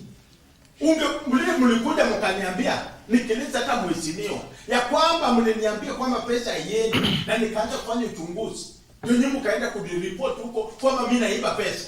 Naweza kuwa nasema kuniambia tu niajiri bwana yako nikakwambia hakuna nafasi ndio nanileta hapa. Bila. Yaani msee tu msema kama wewe ameamuka asubuhi akuje hapa kusema urongo. Urongo tu. Sasa nyinyi mnaanza you have actually gone against the boy child. Unajua ipo ndio nyinyi nafanya. Boy child ni nani? Amea. Boy child. Wewe nakuuliza ni wewe peke yako tu uliona tu mimi tu ndio naweza osha. Ndio unipatie kazi ya kuosha. Na mnakani unaongea na mnakani. No, enda pole pole. Wewe ndio uende pole pole. Makwa? Yes. Makwa. Wewe ndio uende pole pole. Nimekuita mara ngapi? Mara 3. Toka uende.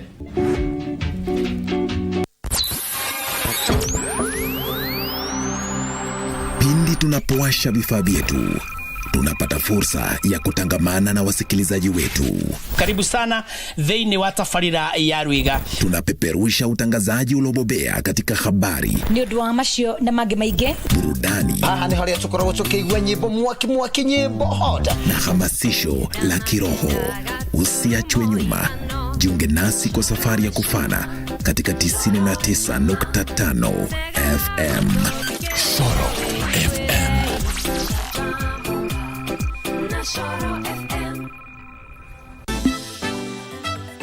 kadogo tu hivi tu hauna Kenyash, Taras, faith in one sentence. When you go to that hotel, order yourself a plate of ambience and aesthetics. Please, Julia, please stop misleading her. Stop it. Kinyash, you're about to become a baby daddy. Yay! Can all the fathers in the house stand up? Kinyash, you know people are waiting on me to deliver. So call that supplier of yours or I take my business somewhere else.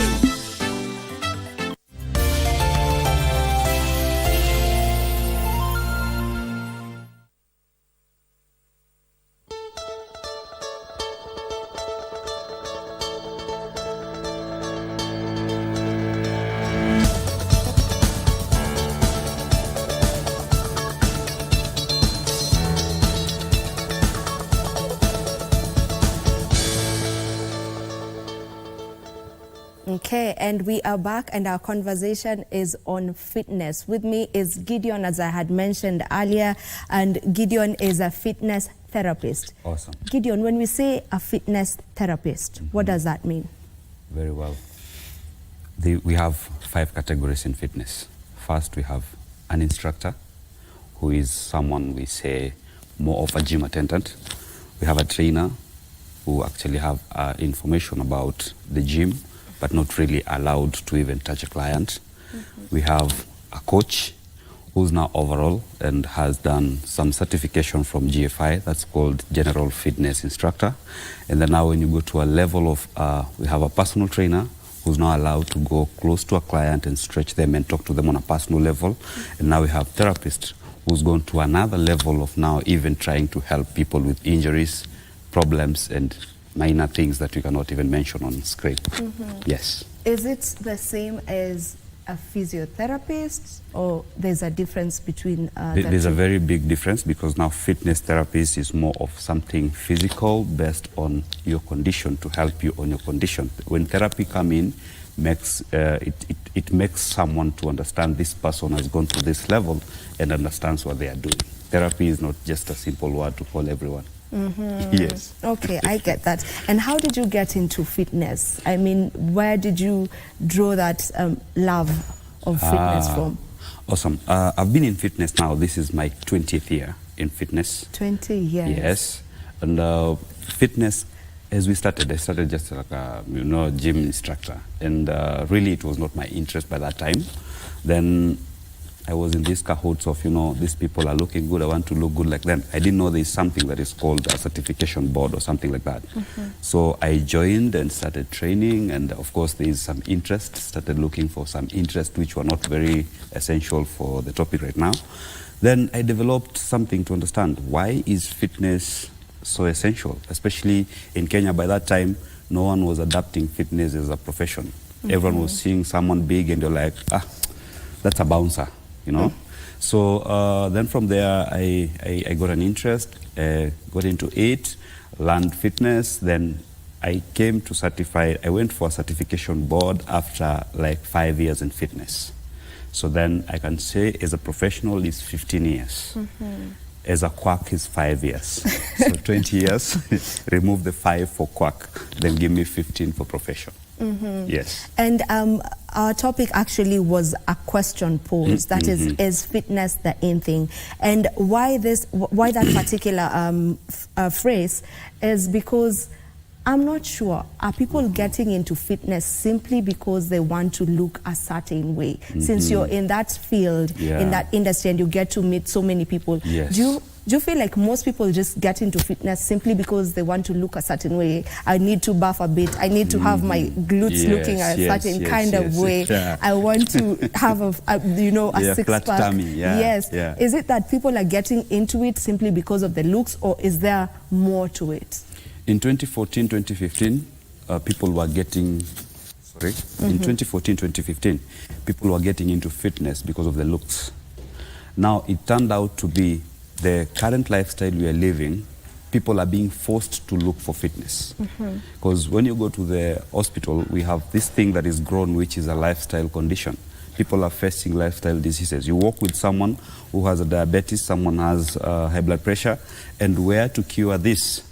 In the gym. That's where we say there's well need to understand the people they are working out with. Yes, there's a small number that is coming to the gym just because of the looks to make you happy. Yes, anyone will want to train to be attractive. There's ladies who comes to the gym and they want to grow good hips, sour. But now there's this now a different aspect that I meet, which is now on the therapy side. Someone who's been in fitness for a while, and yes, training, but training in a wrong posture, wrong technique, wrong workout.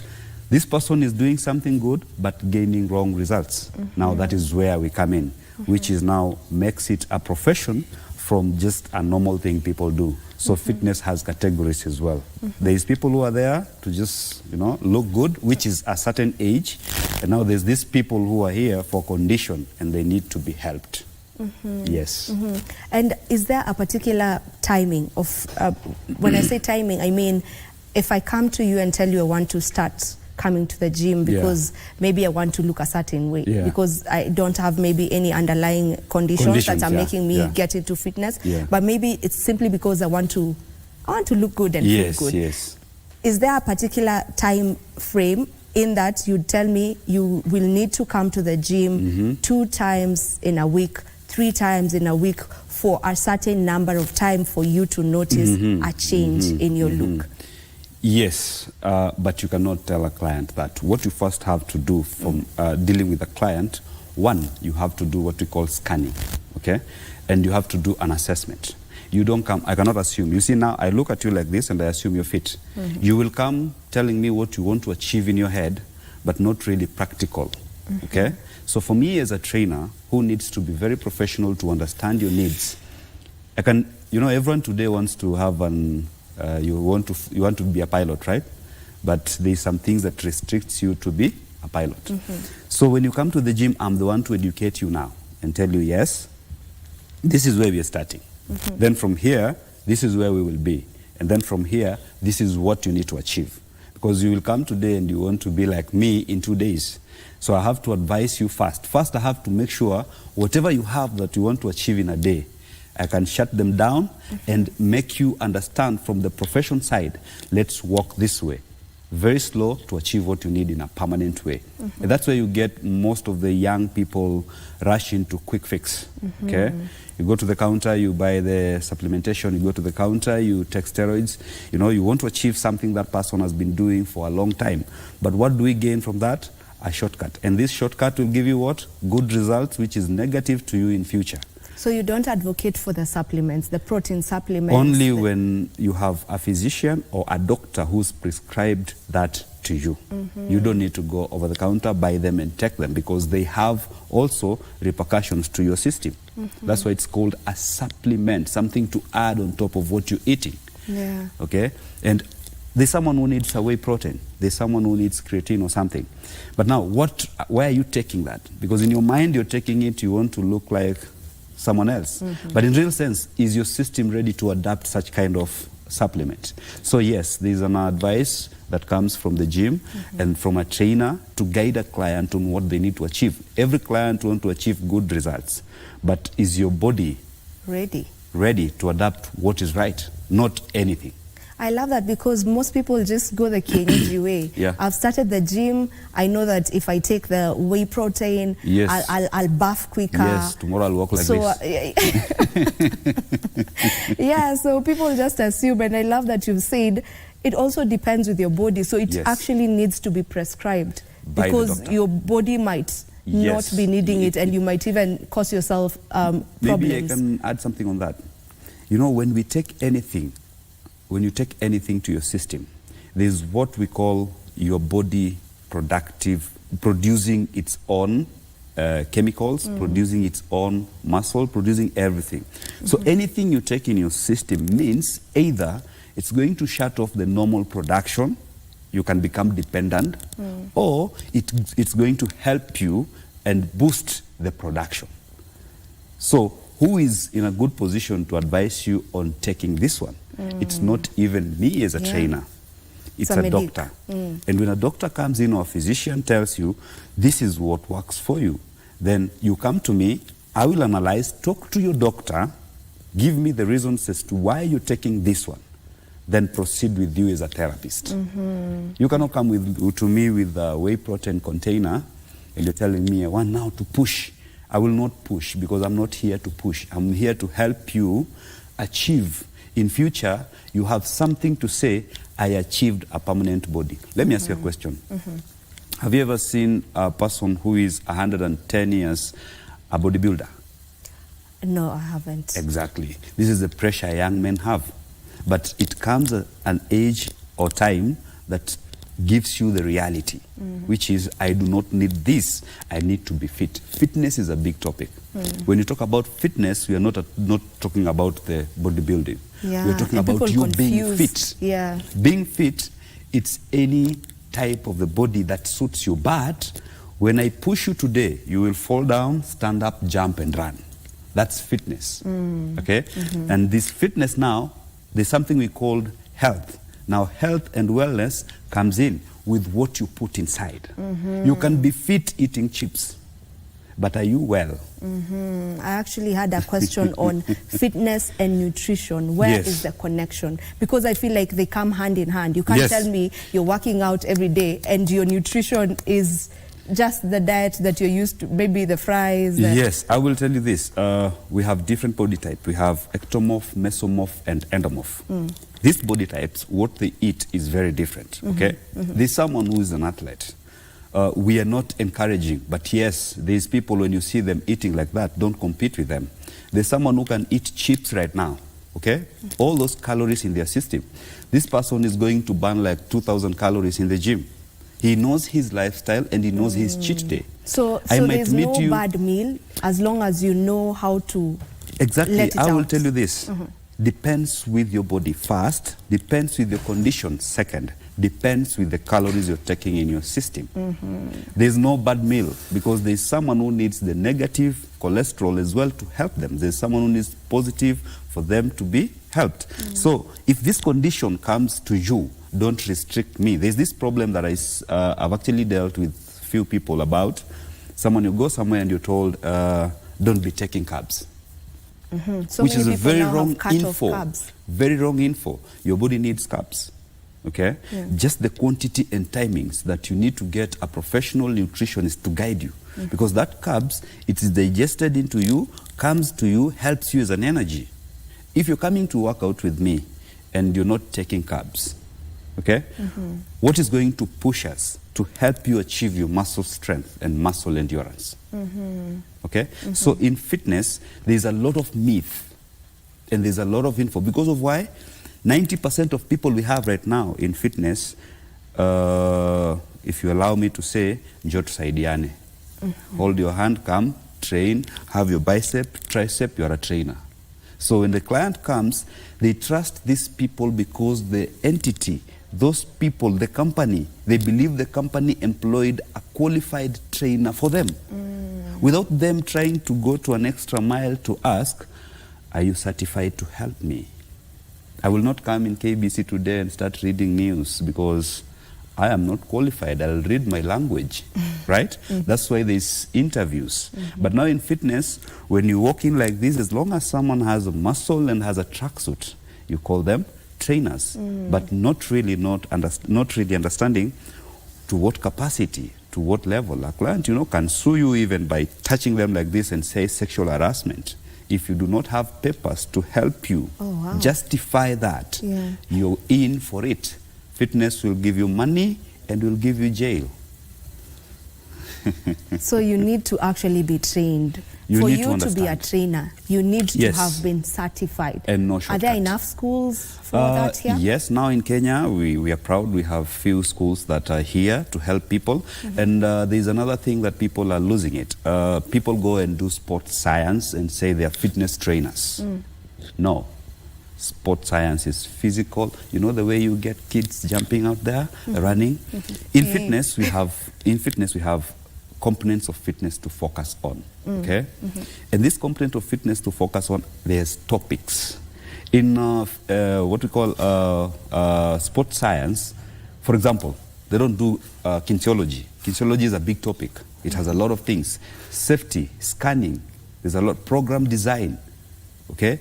The clients need fast. Ethics. So sport science is good. Everything you're doing is good. But is it aligned to what you're doing in the gym? Will it help you when things become tough and a client that is a bad face like me wants the reality because you've messed them up?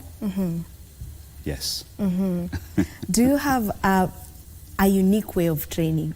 And how do you ensure that you incorporate maybe some fun? Because training is not easy. Yes. Coming to the gym and training is not easy. It seems like a task. So maybe do you have your own way of making it fun for your clients? Yes. You can imagine all these years in fitness not being employed by anyone. So then this is one thing I'll have to make a client understand. I'm here to help you enjoy fitness for the first 2 months. You are there to push me, help you achieve what you need. Lifetime. So it's your responsibility and my responsibility. My responsibility is to help you for the 2 months, understand, love fitness, because you have to love one thing. You have to love your body. You love the trainer, not love in quote. You love the trainer, how the trainer trains you, or you love the equipments that you trains with. So if you love one thing here, it will be taking you to bring you to my facility. Without this, then even if I entertain you, you will never follow me and you will never allow yourself to achieve what I think it's right, and you've not made a decision to understand it's right. So fitness, it is a way of me and you. We have 2 months of talking, 2 months of training, talking, making it fun. But you know what? There's to come a time that I'll give you this face when you want to achieve the results now. Because if I take you on a soft, slow motion, enjoying and doing stories, I will lose the context of you being a client, then you become a friend. And when you become a friend means we will not walk towards your achievement, but you will walk towards my achievement. And my achievement, if I'm not qualified and know what I need, is my pocket. Yeah. Yes. Okay, as we finish with this conversation, they say that fitness is discipline. Exactly. Fitness and discipline go hand in hand. Exactly. If you may just briefly explain that very quickly as we wind up. Awesome. It's as simple as where you live, you pay rent. Without paying rent, you'll be kicked out. So same thing comes to fitness. If you understand this, and I told you there's a categories. There's people who have a condition which pushes them to go to the gym. And there's people who just want to be okay, who just come to the gym. So these two people, discipline comes here. The trainer will insert the discipline in a client. The client will see the value of whatever she or he is doing. Then you will walk on the same path in a positive way, only after a client has understood this is what it takes for me to be fit. Okay. Yes. Thank you so much, Gideon, for joining us. Thank you for enlightening us on this particular conversation. We appreciate. Thank you very much. All right. We'll be back with another interview, so don't go too far.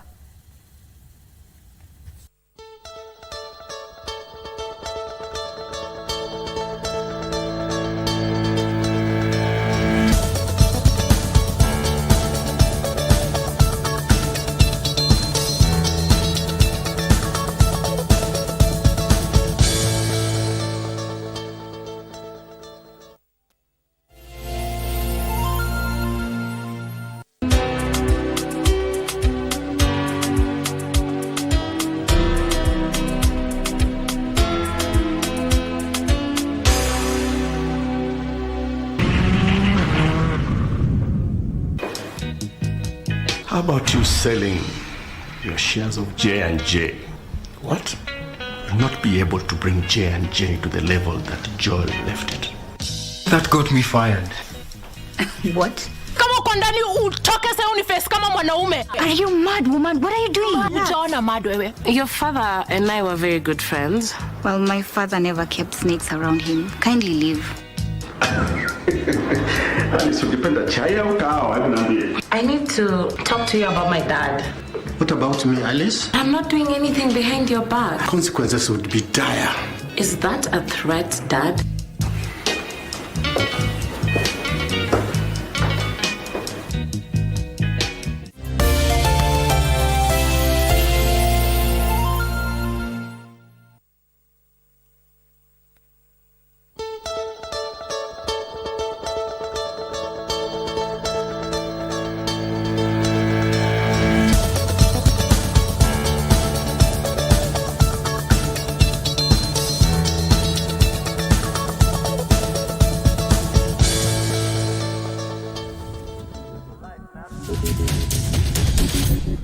Wake him.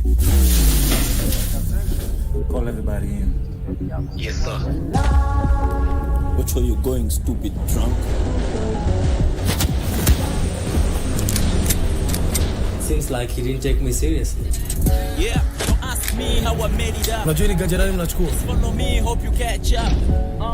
We was raised by the street side. Well, it's not my fault that you made it too easy for me. One thing I like about you is that you're an ambitious man.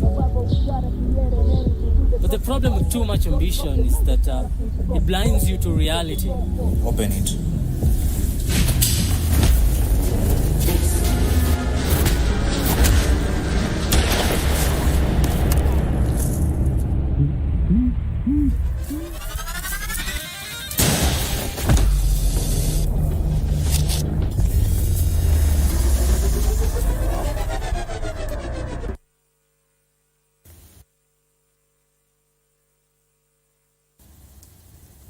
All right, now that is a trailer of Guns and Crosses that we are just from watching. And with me in studio right now, the people who are in charge of, the people who made that particular short film, which is Guns and Crosses. And I have with me V, the one who is a film producer. Yes. Be the one, welcome to the show. Thank you very much. Are you the one who produced Guns and Crosses? Yes, I am the producer of Guns and Crosses, the scriptwriter and the director.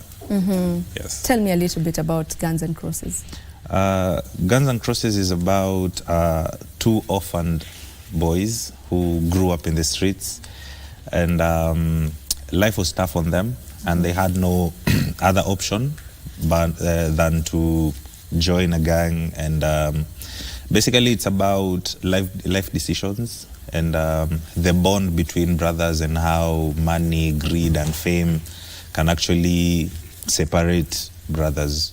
Yes. And we're also joined by Edward Dari. How are you? I'm doing well. How are you? I'm very well, thank you. What part were you taking in Guns and Crosses? I'm one of the casts in the movie, playing the role for Inspector Douglas, or the Chief Inspector of Police, and also I'm in charge of marketing for the movie. Yes. You are a talent development specialist. Yes. What does that mean? It's more of someone who walks the journey with the talented people or the creative people, just to make sure that at the end of the day they are able to put their talents into good use, and also making sure that they earn a living through what they are doing. Yes. So that journey, just making sure that we guide, we mentor, and at the end of the day we connect them to the right stakeholders so that they are able to achieve their intended goals. Yeah. What would you say about the creative space in film? How is it like at the moment? It is growing. It is not an easy space as per now, because unlike music, it doesn't have that much attention. We still watch foreign films and stuff. And not so many people have trust in what the Kenyan creatives can do in terms of film. But we are still growing. It is a growing industry, and we are hoping that the Kenyan market will accept us and believe and trust in us. Yes. You said it's a growing industry, but I feel like film has been there for years. What is it that we are not doing as the film industry, or maybe as a country, to ensure that we get there with film? Probably one thing I can mention is, number one, I think we need to bring back that mentality of Kenyans consuming Kenyan content. You know, it starts there.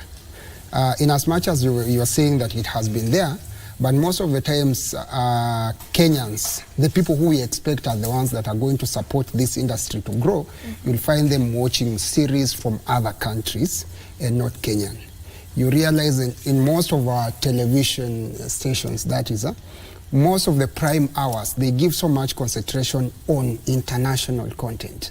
So at the end of the day, the Kenyan content has not been appreciated that much by the expected stakeholders. So that already puts it to a state where it has to be called like it's a growing industry. But also, number two, in terms of the technology, I would say that we are not at the level where we can say we are able to produce movies the same way Hollywood is doing, because there's so much that is being put in place as far as the production is concerned. Sometimes you watch the behind the scenes of some of the movies we fancy, then you relate it to how our behind the scenes look like in Kenya, and you realize there's a very big gap. And so that also makes it something that makes it a growing industry. But of course, we are headed the right direction with the few resources we are having, with the small support we are getting from different stakeholders. We are already developing content that is also up to the standard that someone can sit and watch and appreciate. So I think we are moving the right direction. Yeah, and would you say we are able to sustain the demand? In this, I mean, do we have enough content as Kenyans in terms of film, which will be able, like you're saying, you see that many a times, prime time on television, we see films from and series from other countries. Are we able, if we were to be given that time, you know, that airtime, are we able to sustain? Do we have enough content that can sustain? There's a lot of content out here. Most creatives haven't gotten playtime or airtime per se, but there's so many people that are doing a whole lot of great work. If you go on YouTube per se right now, you will find a lot of series, good series that should be on TV, but they didn't get the airspace, so they're just thrown there. But there's a whole lot of people that are doing great work right now. Yeah. Yes. And trust me, Kenyans are producing great content each day. I think you're just next to KNT. Get to KNT here and see how many young people are getting into the film industry. Each and every other day on the streets of Nairobi and other parts of Kenya, young people are shooting and other people are shooting. I think, as Vi has said, it's just that we have not been able to give these people chances. Because this is Guns and Crosses. If Vi told you how many movies he has produced before, for him to be here today, you visit his YouTube channel, you'll realize there are a number of movies he's done. And they're all top-notch. But now getting to a level where you can sit down here with you and listen to the story the creatives are bringing out, like Kinavi and others, it's something that now we need as the creatives. So I think we need more of these chances. These people need to be given this space. But are they looking for those chances? Is it that they are going out to look for, airtime? I'm going to concentrate on television because we're not seeing as much. Okay, it's different now. There's a change. We are getting somewhere. We're headed somewhere. Yes. But is it that you, as the creators, are not trying to give your work to, maybe the media stations? Is it that you're not bringing your work to the light like that? You are now concentrated on YouTube because it's paying you directly. And I think at some point it's even, I don't know, it pays more maybe. Is it that you're not doing that, or it's the opportunity that is not given? Per se, I would say the opportunity isn't given as much. That is why so many people are going the YouTube way. YouTube can pay, but not immediately, as most creatives would want, because for example, producing a film is really expensive. And if you see a producer taking that project on YouTube and just letting it there, it's because maybe they've exhausted every other means. They've tried everything else, but the opportunities are just not there. That's why we just decide to put them there, because for a creative to get to a space where you're actually earning from YouTube, everybody knows it's not an easy journey. There's some thresholds you have to meet and all that, which is not an easy thing. So I would say if we get that trust from stakeholders that these people can actually deliver and they can actually do a good job, then probably it would be a good space for creatives. But maybe just to add, also there's over-dominance of the people who came before us. Exactly. People who came before Kinavi. The well-known producers. Yes, because you'll go to a specific TV station and you realize one person is producing around 4 different shows. So the question is, don't we have any other person that can produce maybe an extra show, or maybe can't we have one person producing a show each? So you realize kuna zile TV stations that have had the same producers since when we were starting. And they are still the same producers that are working on different content. They just change the titles of the programs that are coming on TV. But the same people. So at the end of the day, you realize that in as much as we would have wanted his, maybe one of his movies to feature, or one of his series to feature on KBC, there's